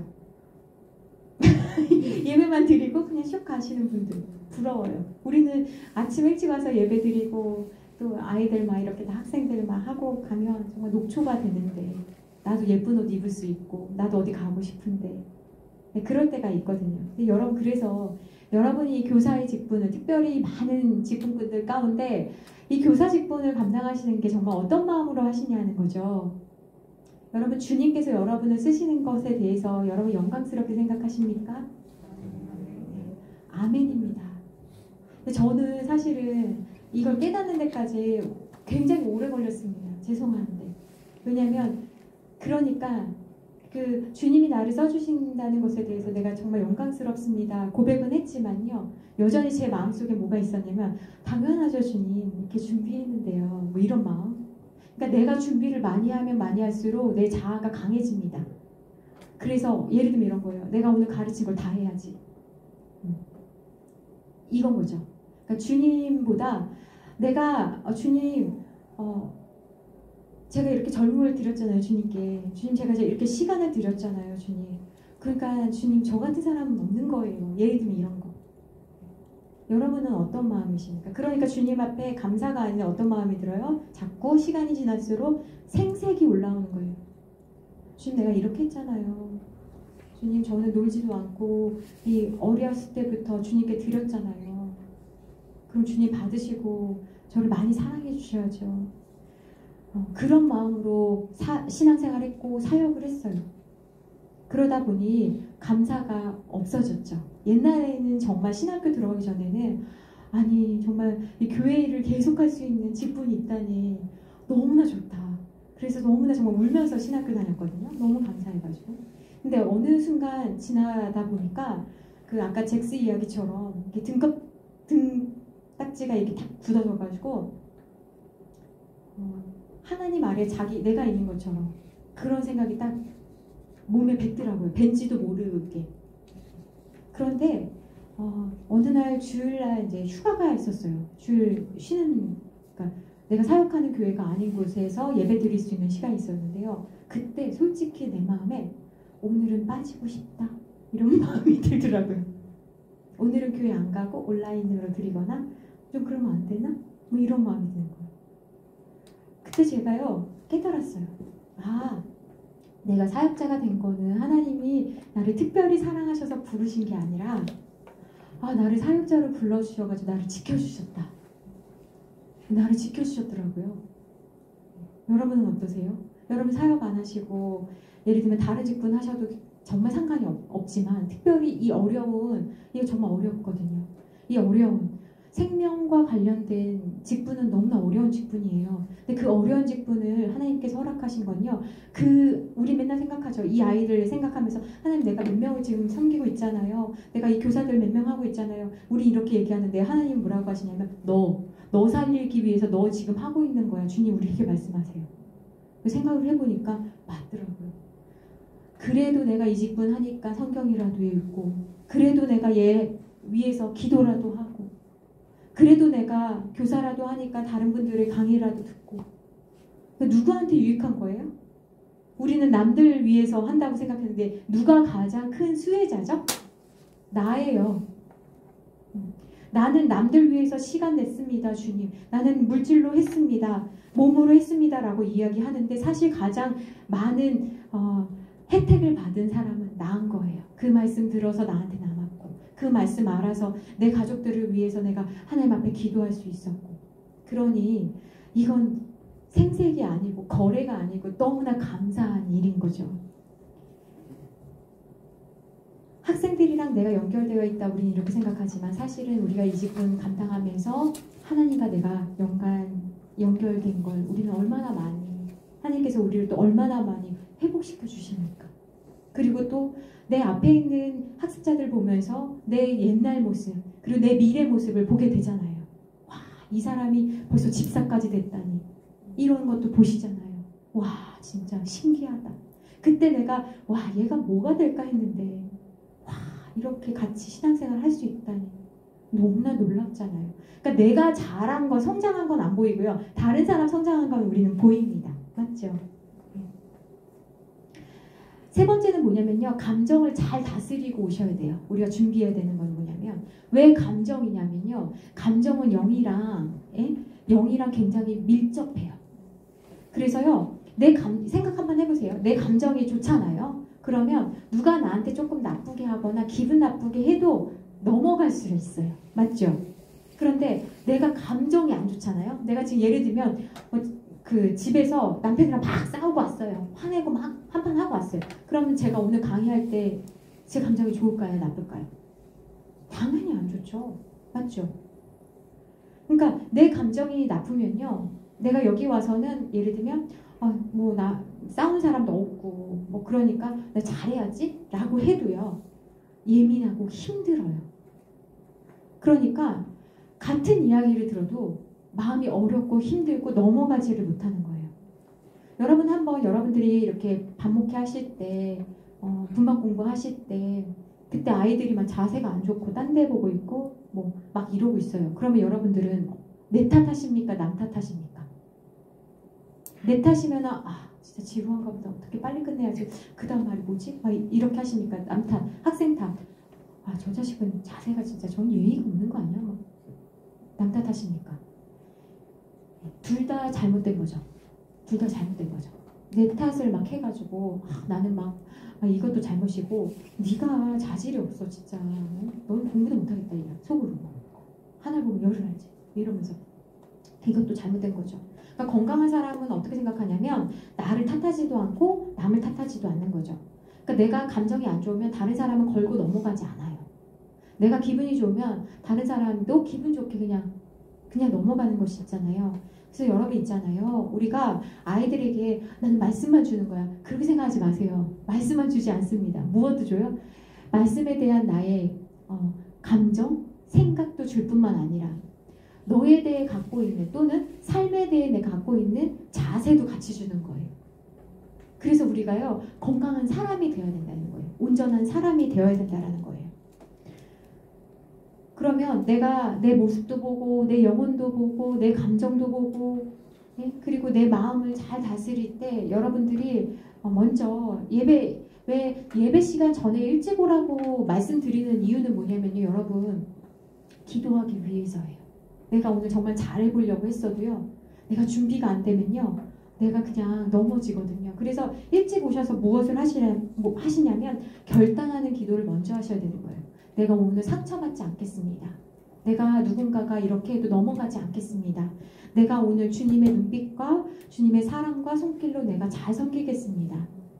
이거를 결단하기 위해서 우리가 기도하는 시간이 필요한 거예요. 여러분 기도하지 않고 사역하는 사람은요. 아무리 사역을 잘하는 것처럼 보이더라도 그거는 자기 일인 거예요. 우리는 정말 이런 유혹에 많이 빠집니다. 왜 목회라고 했을까요? 하나님의 일을 우리가 함께 하기 때문에 그런 거예요. 그러면 함께 한다고 그런 말은 뭐냐면 하나님의 능력이 내 능력이 될 수 있어야 된다는 거예요. 맞죠? 그러면 하나님의 능력이 내 능력이 되려면 어떻게 해야 될까요? 여러분 제자들이 예수님이 없을 때 귀신 들린 어떤 아이를 데리고 온 아버지가 제자들한테 부탁했어요. 귀신 들린 내 아이를 고쳐주십시오라고 했을 때 제자들이 엄청 열심히 했거든요. 그런데 고쳐주지 못했어요. 왜? 기도 외에는 이런 능력이 없는 거거든요. 그래서 말씀을 알아야 되고 또 우리가 기도를 통해서 능력이 있어야 됩니다. 여러분 그래서 능력이 있으셔야 돼요. 그건요 하나님과 내가 얼마나 친밀하냐로 통해서 나오는 거예요. 여러분 그 사도행전 읽어보시면 막 예수님 흉내내는 사람들 되게 많거든요. 바울 흉내내는 사람들이 있었어요. 그러니까 귀신이 그러잖아요. 내가 예수도 알고 바울도 아는데 너는 누구냐? 여러분 흉내내는 선생님 되시면 안 되는 거예요. 그래서 우리는요 너무나 감사한 건 뭐냐면요. 교사를 하면서 매일매일 우리 자신을 하나님의 말씀을 우리 보게 됩니다. 너 진짜냐? 너 진짜 하나님이냐? 또 반별 모임을 할 때 여러분 첫 번째는 뭐냐면 선입관을 깨는 게 너무나 중요합니다. 아이들은요 지루한 거 되게 싫어해요. 아이들한테 강의할 때는 속도도 이렇게 느리면 안 돼요. 다 자요. 엄청 빨리 합니다. 서울 사람 말투로 막 이렇게 빨리빨리 가요. 이름을 매번 부를 필요는 없어요. 누가 왔는지 아시잖아요, 여러분. 그래서 선입견을 깨는 방법은 순서를 어떻게 할 거냐, 그리고 멘트를 내가 어떻게 할 거냐, 도구를 어떤 걸 가지고 올 거냐. 중요한 포인트는 뭐냐면 예측을 깨라는 거예요. 제가 아직도 기억에 남는 우리 유경미 전사님도 아실 텐데 노창윤 교수님이라고 계셨어요. 그분은 옛날에 아웃백 그 봉투 있잖아요. 빵 봉투를 맨날 들고 오셨어요. 바스락바스락 소리를 나는 그 봉투를 가지고 수업 시간에 오세요. 그러면 학생들은 처음에는 뭐 그냥 교수님 가방인가 보다, 뭐 가져오셨나 보다, 빵 싸우셨나 보다 생각하는데요. 그분은 거기서 하나씩 물 꺼내는 거예요. 그래서 늘 아웃백 봉투니까 아웃백 빵 봉투, 지금은 아웃백 아무것도 아니라고 생각하실 수 있지만 옛날에는 아웃백 한번 가보고 싶다. 막 빵 실컷 먹고 싶다 막 이런 생각했을 때인데 아웃백 봉투에서 어느 날은 진짜 아웃백 빵이 나오기도 하지만 어느 날은 아웃백 그 봉지에서 뭐 사탕이 나오기도 하고 그 다음부터는요 그 봉지만 보면 오늘은 뭐가 있을까 대학생인데도 저 안에 뭐가 있지? 이게 막 궁금한 거예요. 어느 날은 식권이 나오기도 하고 뭐예요? 선입관을 깨라는 거예요. 아 우리 저기 전사님들 진짜 훌륭하시다. 졸리시니까 자리에서 일어나잖아요. 와 진짜 제 학교 다닐 때 모습 생각나요. 훌륭해. 박수 한번 쳐주세요. 와 지지 않으셨습니다. 네.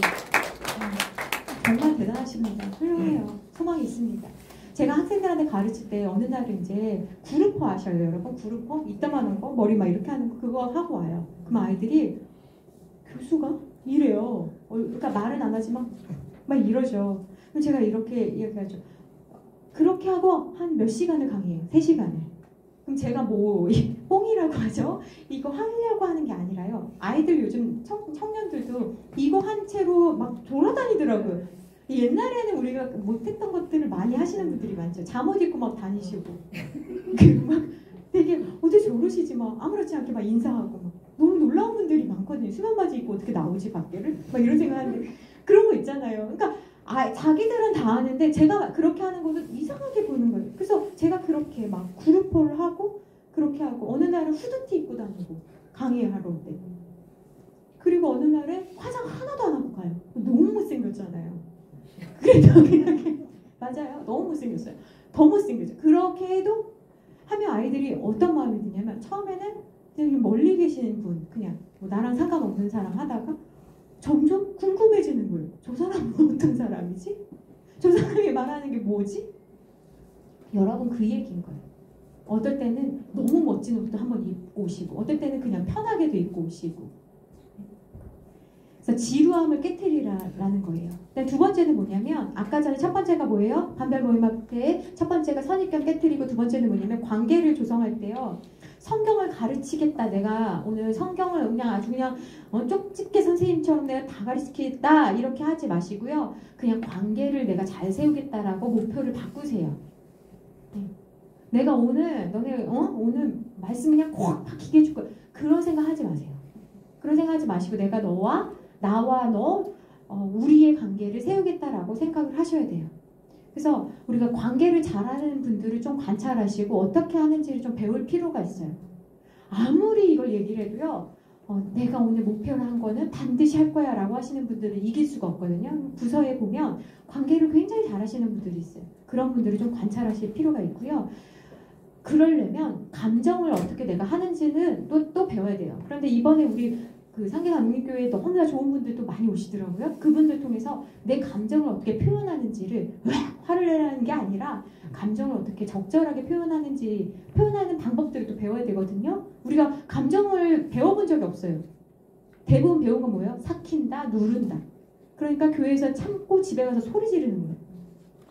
그죠? 그러니까 이런 것들을 표현하는 방법을 배워야 되고요. 그건 따로 배워야 되지만 이거 말고도 더 좋은 방법, 간단한 방법 또 있습니다. 관계를 조성할 때 아주 좋은 방법 따라해 보시겠습니다. 입이 열리면 마음이 열린다. 여러분 우리가 먹지 않아도 저렇게 뒤에 세팅이 되어 있으면 여러분 어떤 마음이 드세요? 저기 한번 뒤에 보세요.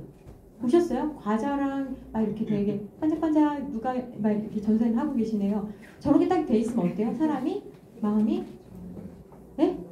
네, 존중받는다는 느낌도 들고 저희 남편은요 결혼했을 때 처음에 그 냉장고에 꽉꽉 채워놨어요.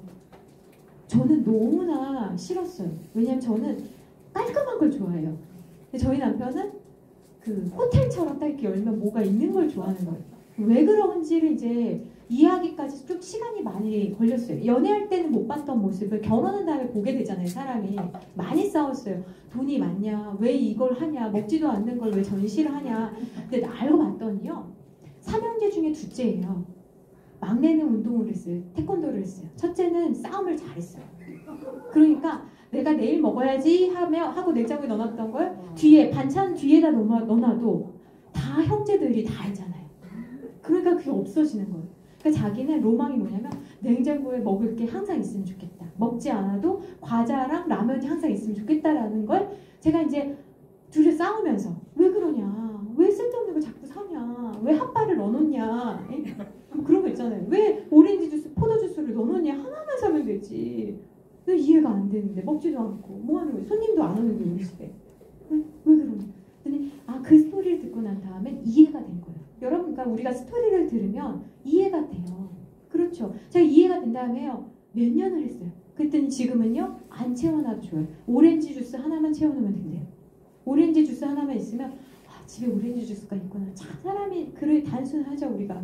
근데 다 그렇잖아요. 뭐만 있으면 좋겠다 이런 게 있잖아요. 마음이 열리려면 입이 열려야 돼요. 저런 게 있으면 먹지 않아도 뭐 언제든 먹을 수 있다거든요. 뭔지 아시겠어요? 근데 가난한 집 아이들, 입양한 아이들은 다 그런 건 아니지만요. 많이 먹어요. 왜? 다음에 못 먹을 것 같은 거예요. 느낌이. 아니야 그렇게 먹지 않아도 돼. 토할 정도로 먹지 않아도 돼. 다음에 해줄게. 그래도 알겠어요 하고 막 먹어요. 섭식장애 있는 분들. 이게 입이요. 그 마음의 그 구멍이랑 관련이 있어요. 그러면 마음의 구멍을 채우려면 어떻게 돼요? 사랑해줘야 된다. 뭐 이해해줘야 된다. 맞아요. 그런데요. 정말 채우려면요. 그렇게 채워도요. 구멍이 조금만 있어도요. 여러분 구멍이 이만한 항아리에 입에 조금만 구멍이 있어도요. 여러분 아무리 부어도 다 새요. 그러면 그 정말 결정적인 구멍은 뭐예요? 하나님으로 밖에 못 채워요. 하나님으로만 채울 수 있거든요. 근데 우리는 다 이거 사면 채워질 것 같잖아요. 근데 샀더니 안 채워질 그런 경우가 많잖아요. 그래서 간단한 방법은 입이 열리면 아이들이 말하기 시작합니다. 밥을 많이 얻어먹으면 아이들이 미안한 마음이 있어요. 네. 근데 미안한 마음이 생길 때까지 얼마나 사줘야 되겠습니까? 그죠? 그래서 하나님 앞에 저는요 참 이럴 때 하나님 앞에 기도하거든요. 교사할 때 사역할 때 하나님 밥 사주려면 돈이 필요하죠. 주세요 그만큼 좀. 그죠? 사줄 돈 생겨요. 네, 적어도. 그쵸? 한 번도 선생님들 밥 사줘야 되는데 돈이 없고 그런 생각 안 해요. 또 그쵸? 하나님 앞에 기도할 거리가 얼마나 좋아요. 맞죠?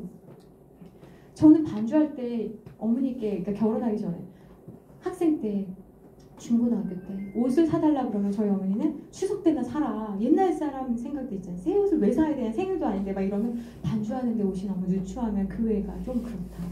반주해야 되니까 옷 사달라. 이렇게 해주면 말이 되는 것 같으면 옷 사주시는 거예요. 그래? 맨날 엄마 똑같은 옷 입으면 엄마가 못 먹어. 그러면 옷 사주시는 거예요. 말이 안 되죠. 그렇지만 또 어떻게 들으면 말이 되죠?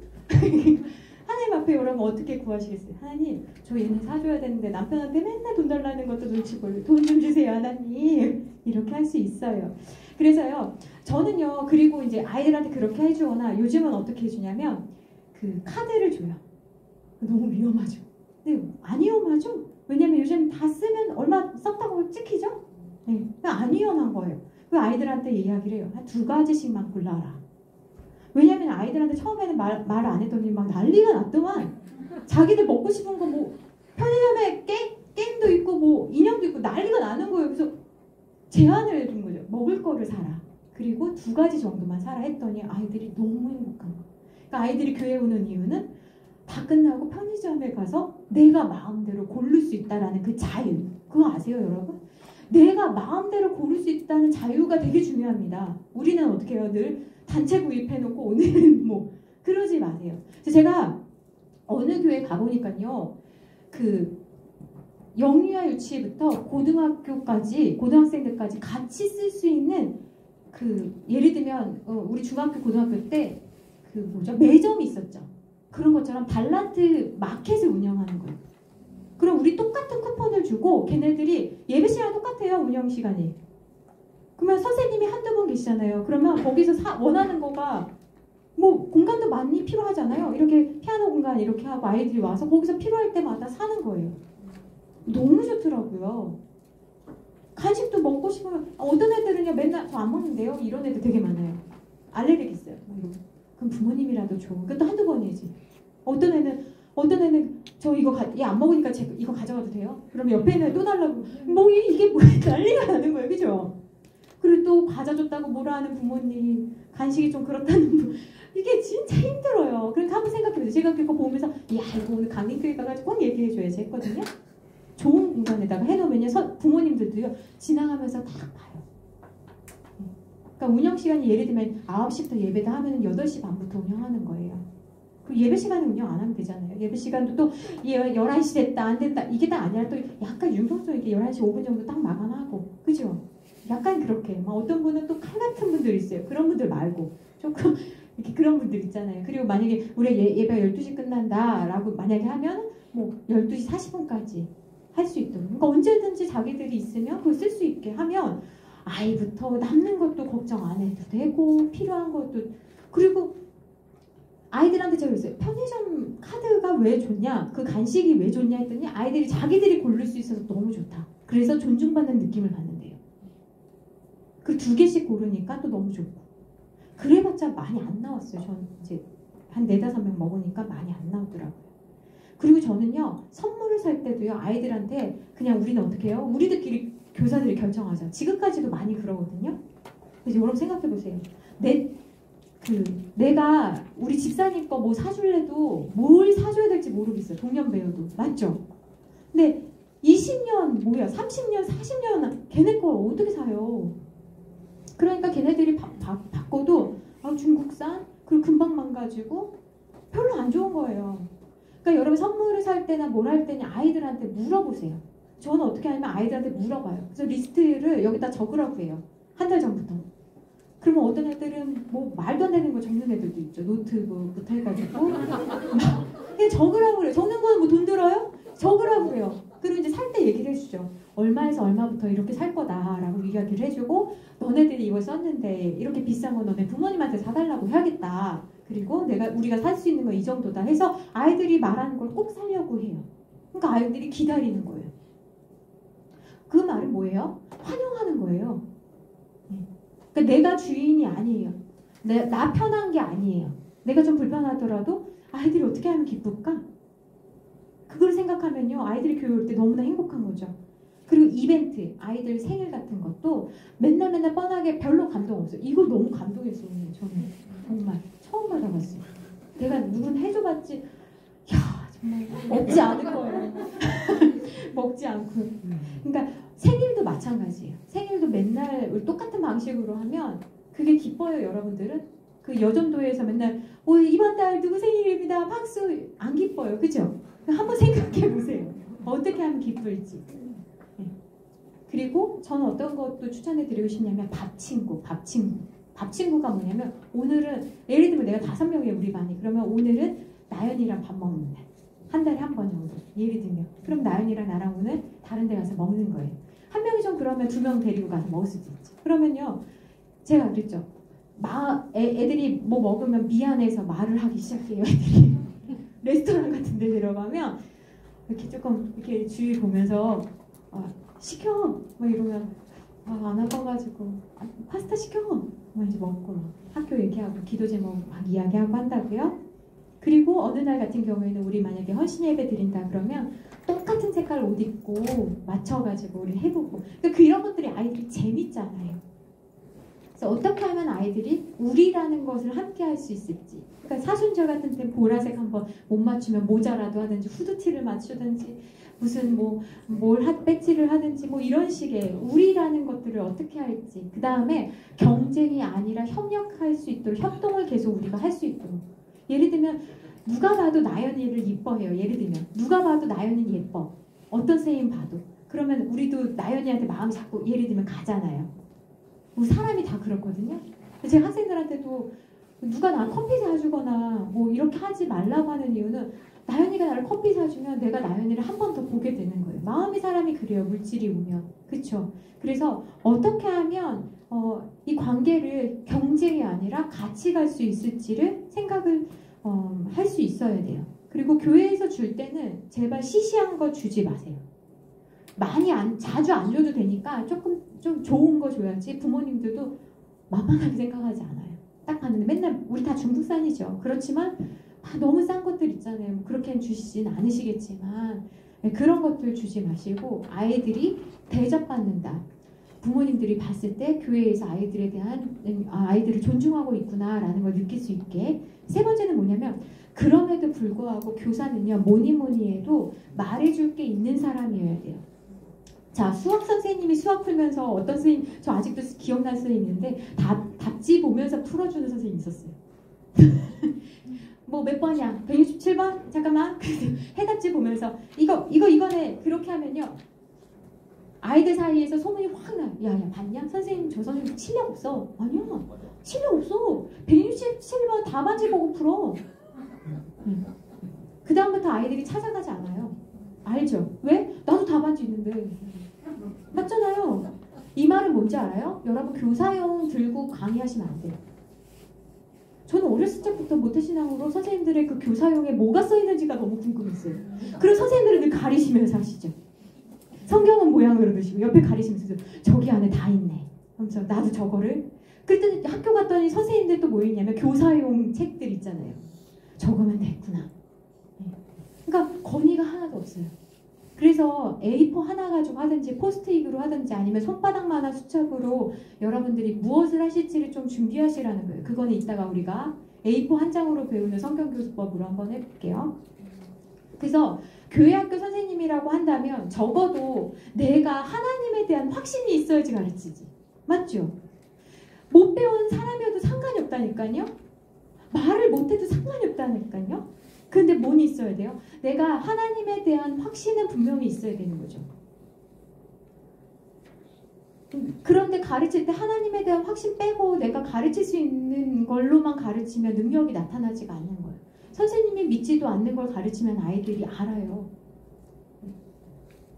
우리가 영적 교제를 나누잖아요. 그죠? 아이들이 압니다. 아, 선생님도 안 믿네. 그러니까 아이들이 힘들 때 선생님이 기도해 준다 그러면 잘 이제 뭐 선생님 기도해봤자 뭐 되는 게 뭐 달라지는 게 없는 것들 이런 생각들을 하는 거예요. 그래서 여러분들이 오늘 내가 가르친다라고 했을 때 기본적으로 하나님에 대한 거, 말씀에 대한 믿음과 확신이 있으셔야 돼요. 그리고 잘 이해하셔야 돼요.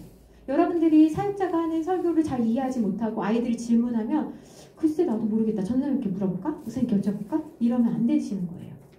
기본적으로 성경에 나와 있는 말씀들에 대한 기본 이해는 가지고 계셔야 됩니다.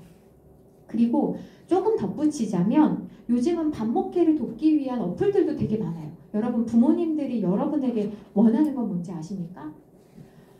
교회에 아이들을 보내는 부모님들이 여러분에게 원하시는 거는 물론 교회마다 수준은 다르지만 1위와 2위에 하나는 뭐냐면 안전이에요. 안전. 여러분들이 생각하실 때 하나님의 사람으로 잘 양육해 주실 수 있도록 내 역할을 그걸 부모님이 기대하시겠지? 죄송하지만 아니에요. 1위가 뭐냐면 안전이에요. 네. 그래서 교회에서 다치거나 아니면 어떤 일이 생기지 않도록 하는 것이 가장 중요하고 이 교회 안에서 일어난 건지 교회 예배 다 끝난 다음에 집으로 가는 길에 있었던 일인 건지 이것들을 되게 중요하게 생각합니다. 그리고 어떤 문제가 생겼을 때 어떻게 대응하는지도 그걸 통해서도 굉장히 교회에 예수님 믿는 사람들에 대한 것들을 다르게 생각을 하거든요. 그래서 학원에서도 많이 하지만 교회 도착 알림, 교회 그 다음에 끝났을 때 알림, 뭐 생일, 사진 이런 것들 어플 많이 사용하잖아요. 그래서 특히 이런 것들은요. 그 저학년, 2학년, 3학년 이하인 모든 부모님들에게는 가장 큰 관심이에요. 무조건 참여합니다. 아이들 사진 맨날 예배 드릴 때 사진을 올려주고 물론 그것이 그러니까 바른 일인가 아닌가는 좀 생각할 볼 필요는 있습니다. 그렇죠. 그리고 예배 드릴 때 맨날 예를 들면 나연이 찍어줄 수는 없잖아요. 맞죠? 그래서 저는 이런 걸 할 때 근데 부모님들은 궁금한 거예요. 할머니들은 궁금한 거예요. 우리 나연이가 어떻게 예배를 드리는지 너무 궁금한 거예요. 그래서 그걸 전담할 선생님을 한 번 선택해도 좋을 것 같아요. 그렇죠? 왜냐면 부모님들은 그게 궁금한 거거든요. 오늘 얘가 율동을 기가 막히게 배 나오게 했네 뭐 이런 거 잘 보시면 너무 중요하잖아요. 그래서 한 명을 정하시는 것도 너무나 중요하다. 그리고 고학년부터는 사진 중요하지 않아요. 그리고 부모님들 많이 부르는 거 귀찮아합니다.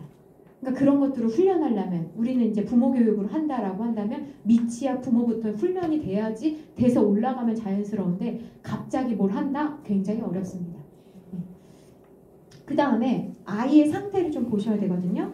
아이의 상태는 뭐냐면요. 대부분이요. 아이들이 안 나오는 이유는 뭐냐면요. 선생님 싫어해서 안 나오는 거 아닙니다.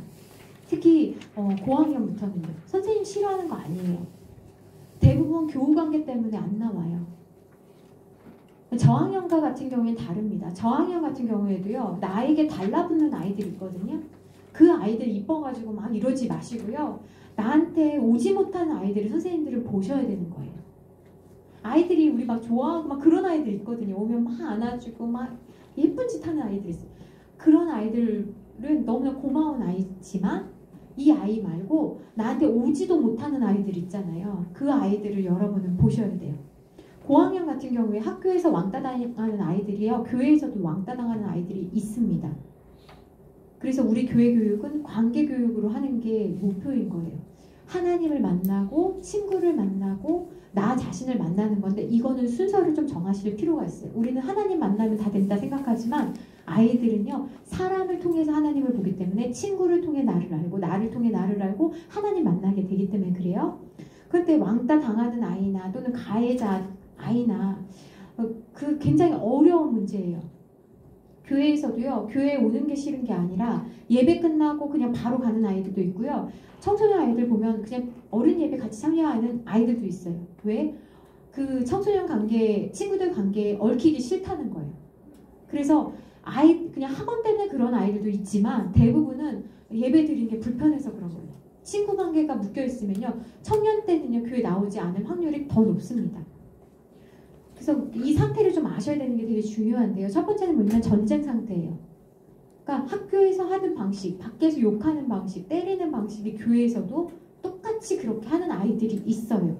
그러니까 아이들이 내가 너무나 이렇게 권위가 우리한테 참 있어야 되는 게, 그래서 권위를 지키는 방법이 또 여러 가지가 있지만 아이들이 권력을 쥔 경우가 있어요. 선생님 되게 우습게 생각하고 선생님 무슨 말을 해도 먹히지 않네. 그래서 그러면 내가 무섭게 하면 되느냐? 무섭게 하면 또 아이들이 교회를 나오질 않죠.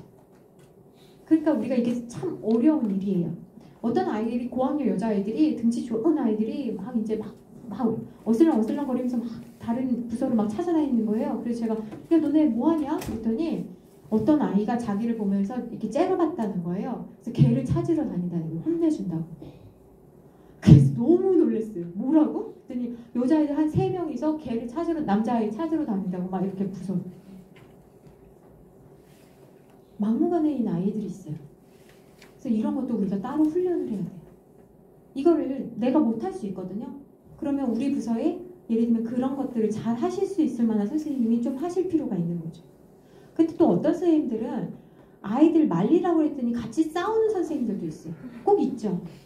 혈기 부리면서 싸우는 분들, 목소리가 더 큰 사람들, 큰일 난 것처럼 말하는 분들. 그거는 그 아이의 문제가 아니라 내 문제다. 그래서 아이랑 절대 싸우면 안 돼요. 그러니까 어린아이를 우리가 왜 어리다고 그래요? 여러 가지가 미성숙했다라는 거잖아요. 근데 나는 교사잖아요. 어른이잖아요. 근데 내가 미성숙하게 하면 안 되는데 그걸 잊어버리는 분들이 너무나 많아요. 두 번째는 뭐냐면 적대적 공존이에요. 그러니까 선생님 있으면 잠깐 중단된 거죠. 그런데 아이들이 왜 교회에 안 오냐면 선생님이랑 있는 시간이 아니라 아이들끼리 있는 시간이 너무나 많기 때문에. 그래서 수련회 때 안 가는 이유가 이런 이유인 거예요. 조별 모임도 내가 싫어하는 아이들, 나를 괴롭혔던 아이랑 같은 조가 되는 게 너무 싫으니까 수련회를 아예 안 가는 아이들도 있거든요. 그래서 아이들 관계를 여러분 우리가 잘 알아야 돼요. 어떻게 하면 우리가 함께 할 수 있을까? 세 번째는 뭐냐면 평화 공존이에요. 싸움은 없는데 서로에 대해서 무관심하는 거예요. 그러니까 교회는 같이 다니는데 쟤 어떠니? 그러면 몰라요. 이런 전혀 관심이 없어요. 이런 아이들 되게 많습니다. 그러니까 아무 일 없는 것처럼 보이고 나랑 맞지 않으면 안 놀면 되지 뭐 그냥 그런 그러니까 싸우지는 않고 그러나 공존은 하지만 친구는 아닌 관계. 우리는 여러분은 많이 그러실 거예요. 같은 나이인데 같은 친구들끼리 그러면 안 돼. 여러분 그 같이 교회 다닌다고 다 친구 아니에요. 우리는 자꾸 막 억지로 친구 만들어 주려고 하거든요. 애들이 스트레스 엄청 받아요. 여러분도 마찬가지잖아요. 권사님들이라고 다 같은 친구 아니잖아요. 맞죠? 같은 교회 다닌다고 그런 건 아니거든요. 그러니까 좋은 경험이 반복이 돼야지 좋은 친구가 되는 거예요.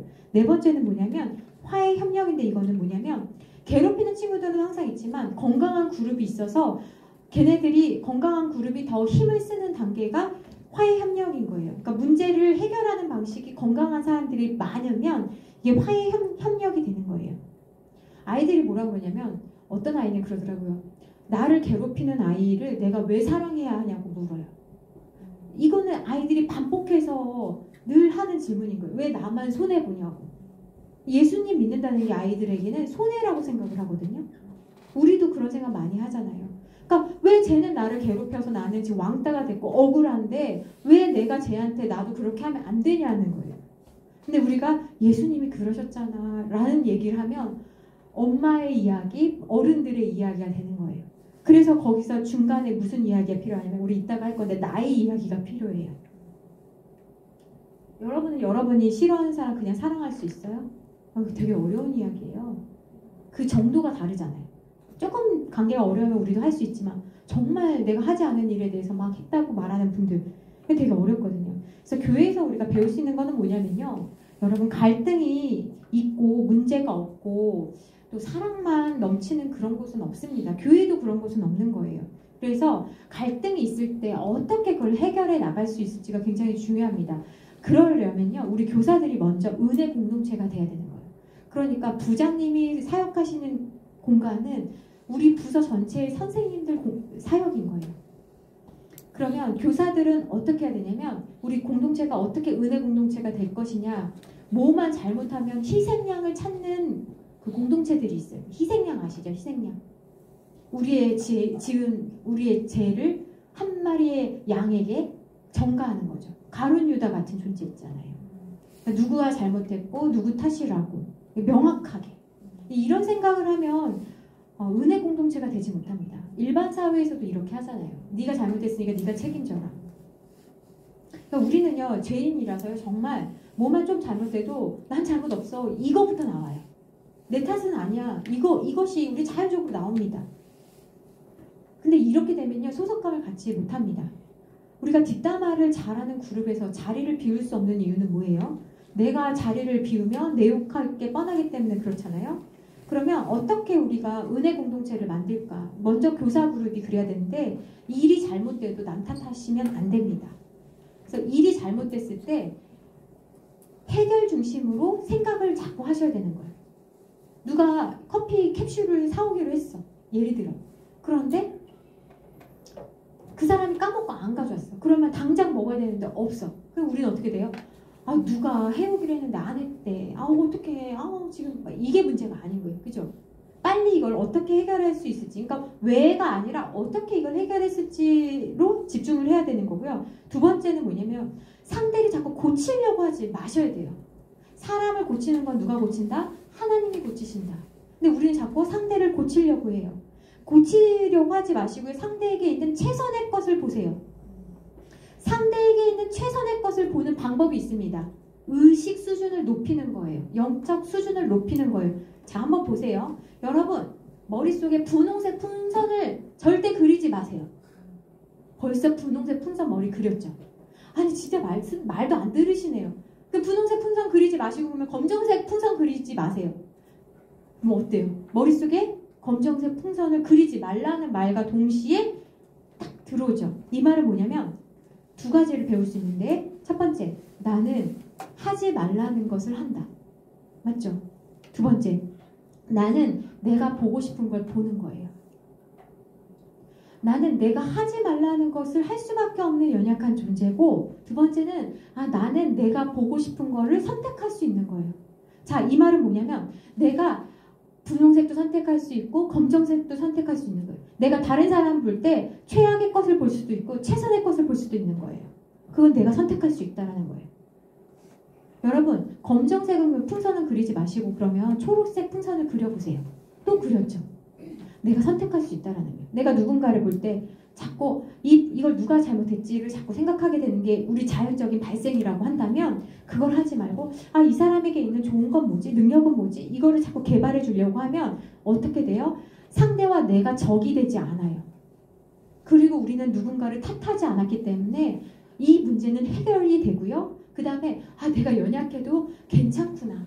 용서받았다라는 경험을 하게 되는 거예요. 자, 그러면 예를 들면 나연 선생님 예를 계속 들었으니까 나연 선생님이 예를 들면 캡슐을 안 가져왔어.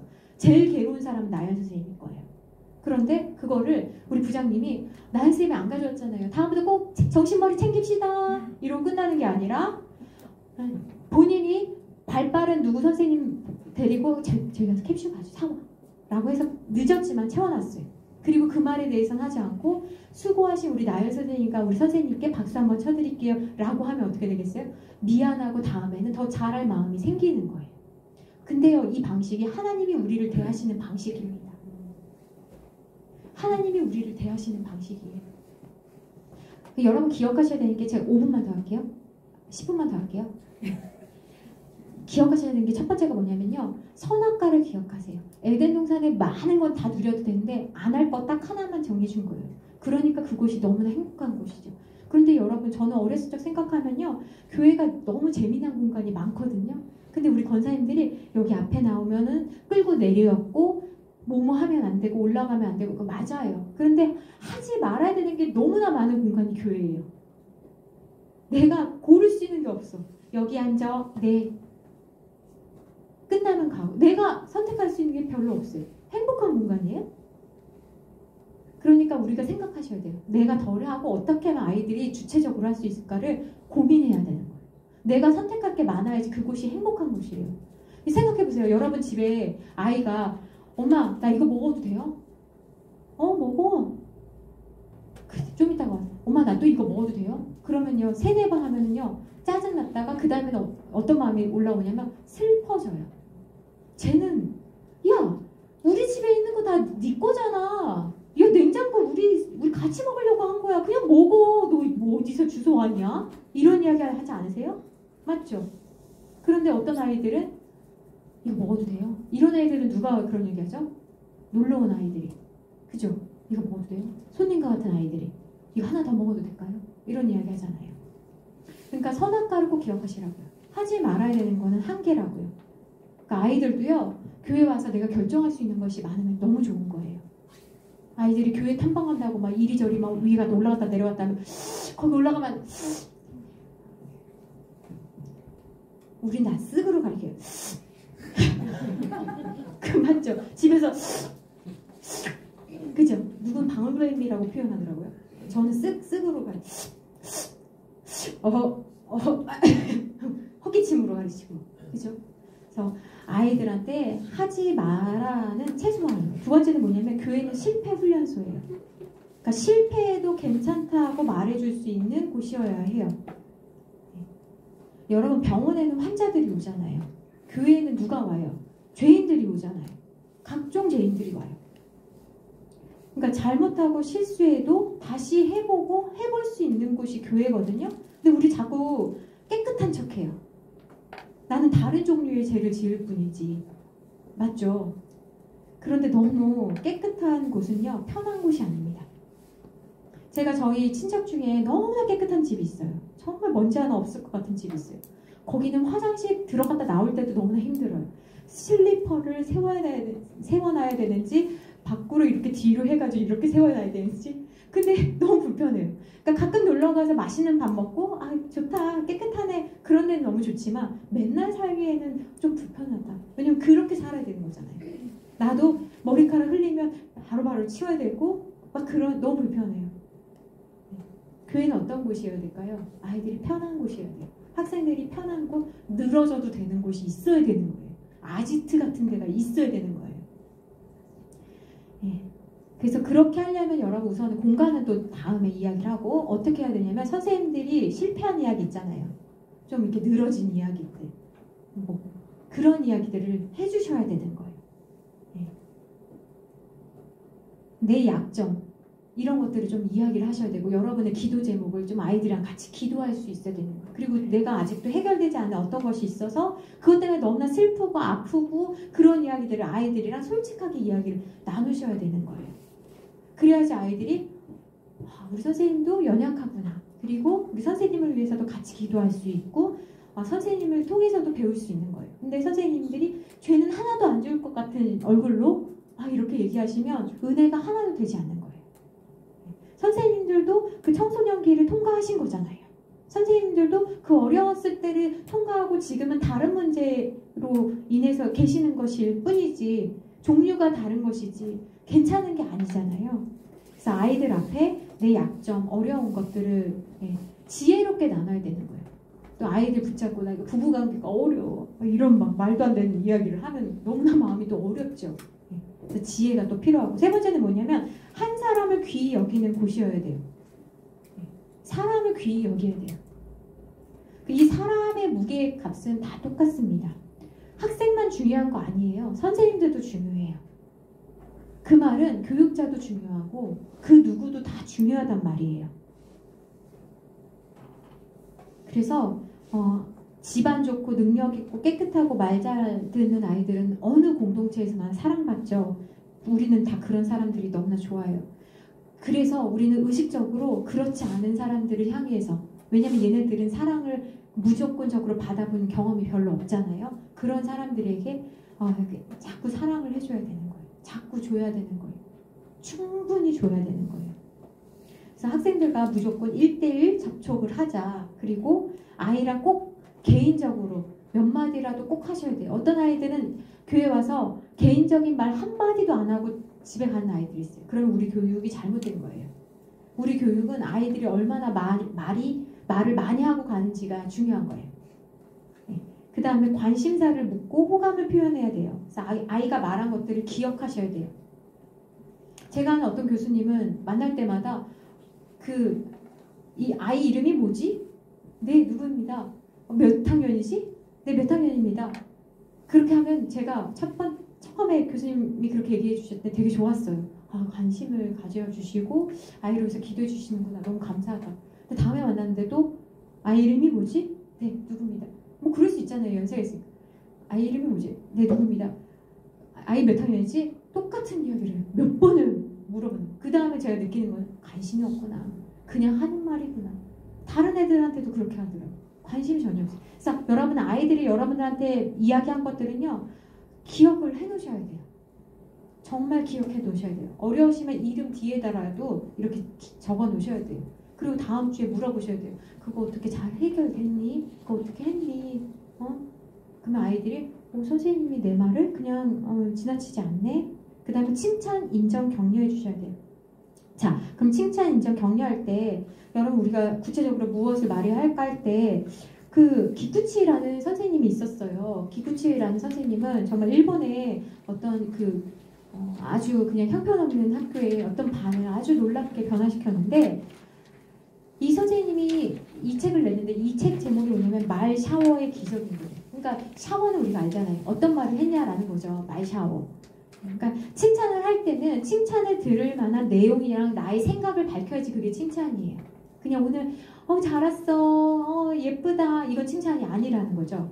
예수님을 안 믿는 사람도 이렇게 해서 아이들을 변화시켰다고 하는데, 이 세상을 언어로 창조하신 하나님께서 하나님의 언어를 가지고 우리가 사용하면 아이들이 정말 어떤 변화가 일어날까요? 여러분 이거 너무나 중요한 것 같아요. 왜냐면요, 하나님의 언어로 우리가 아이들을 샤워시킬 때 아이들의 의지가 새로워지고요, 하고자 하는 그 마음이 생겨요. 이건 너무너무 중요합니다. 왜냐면요, 언어가요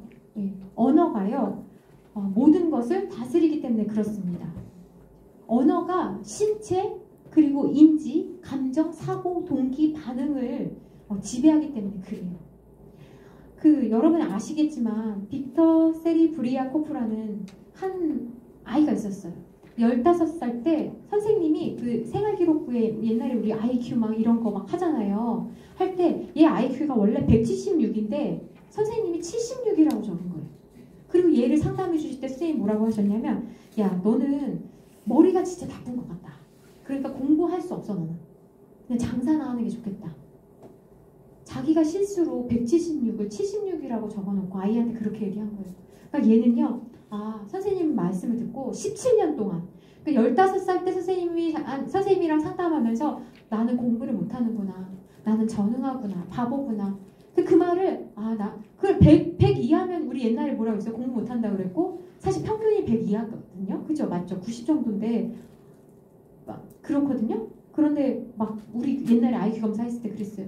그러니까 너는 장사나 하라고 막 그러니까 얘가 공부를 일찍 접고 난 해도 안 되는구나, 공부하면 안 되겠다 생각을 하고 17년 동안 그냥 전응아처럼 살았대요. 선생님 말 듣고. 그런데 우연히 30 몇 살 때더라? 32살 때 우연히 어떤 굉장히 어려운 문제를 얘가 푸는 거예요. 그래서 어떤 선생님이 너가 다시 IQ 검사 한번 해봅시다 라고 했더니 IQ가요 161이 나온 거예요. 이 사람이 나중에 어떻게 되냐면 멘사 있잖아요. 멘사의 회장이 됩니다. 여러분 너무 어떤 사람이 이 사람에게 했던 그 말을 가지고 이 사람은 나는 바보구나. 할 수 있는 게 하나도 없어. 그 말 듣고 믿고 그렇게 살았잖아요. 이 사람의 IQ는요. 변한 것이 없었거든요. 오히려 더 좋아졌지. 근데 우리가 어떤 말을 듣고 어떤 말을 가지고 사느냐가 너무나 중요하거든요. 그러니까 여러분들의 말이 너무나 중요합니다.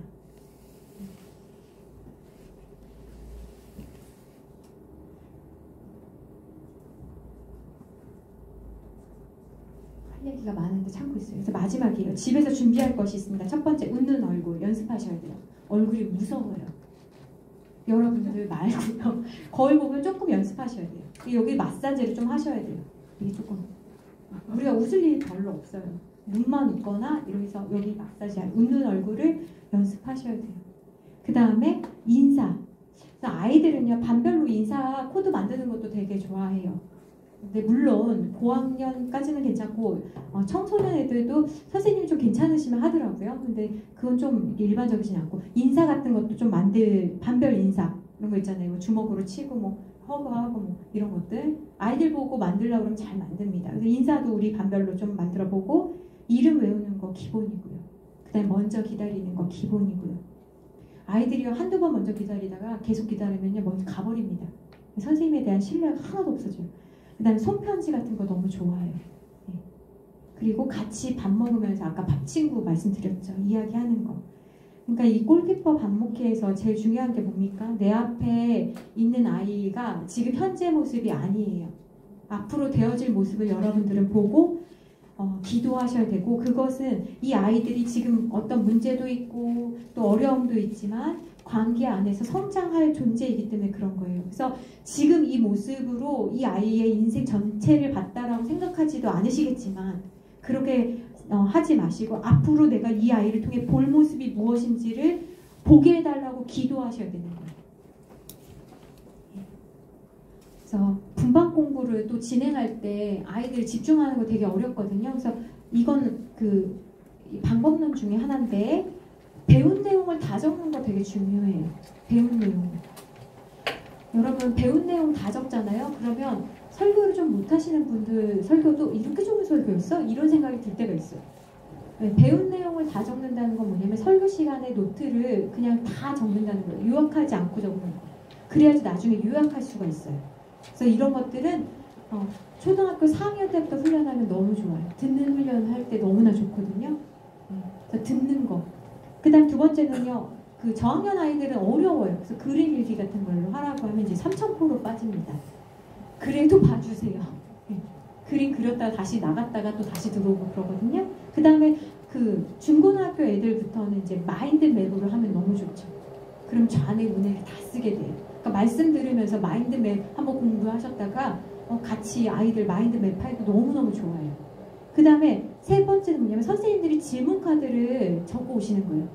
그러니까 분반 공부 시간은 시간도 짧아요. 그럼 짧으니까 못 가르친다? 그것도 말이 안 됩니다. 네. 그런데 질문 카드를 해서 오늘 목사님 말씀 통해서 전사님 말씀 통해서 우리가 들은 거 중요한 것 세 가지라고 하면요. 질문을 두 가지로 제가 한번 설명을 드려볼게요. 첫 번째 내용 질문이 있어요. 내용 질문. 내용 질문은 뭐냐면 OWEH 그러니까 예를 들면 이런 거예요. 언제 어디서 육하원칙에 대한 질문. 그러니까 누가 그러셨죠? 왜 그러셨죠? 뭐 이런 질문들이 내용 질문이에요. 내용 질문은 뭐예요? 내용을 확인하려고 하는 질문이에요. 두 번째는요. 성찰 질문이 있어요.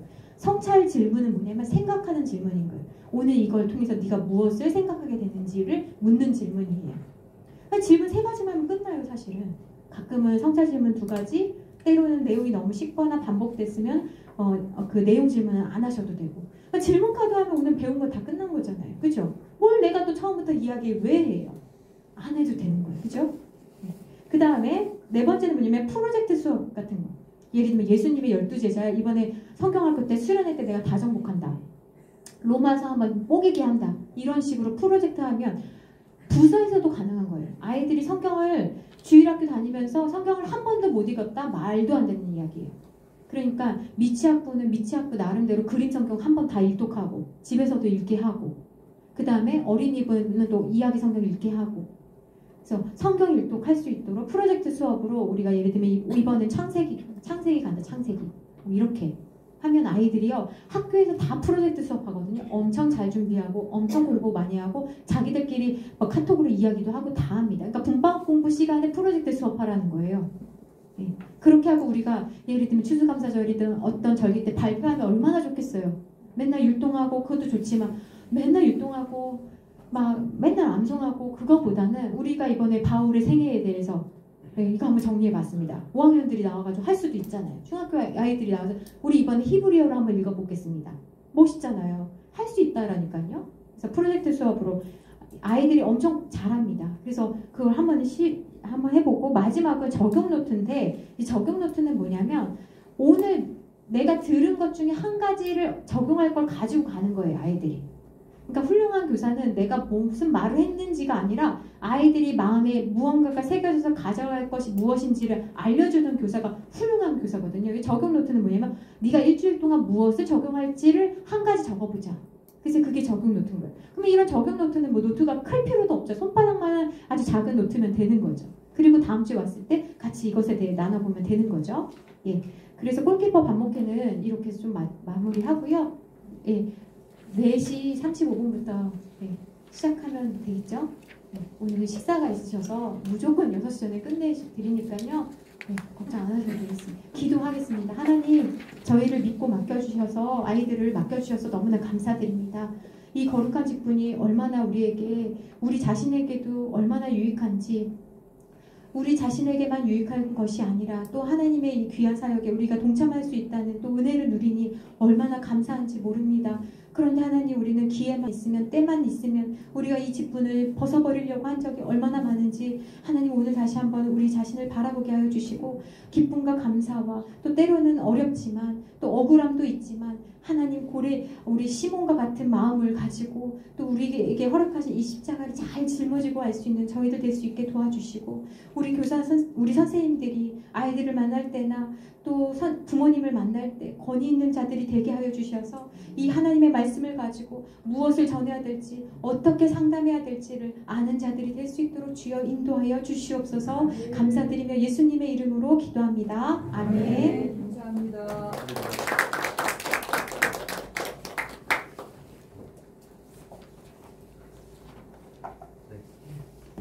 네. 저희 20분 동안 잠깐 쉬는 시간 가지고 40분까지 쉬도록 하겠고요. 뒤에 커피랑 다가 준비되어 있으니까 좀 드시면서 쉬시면 될 것 같습니다.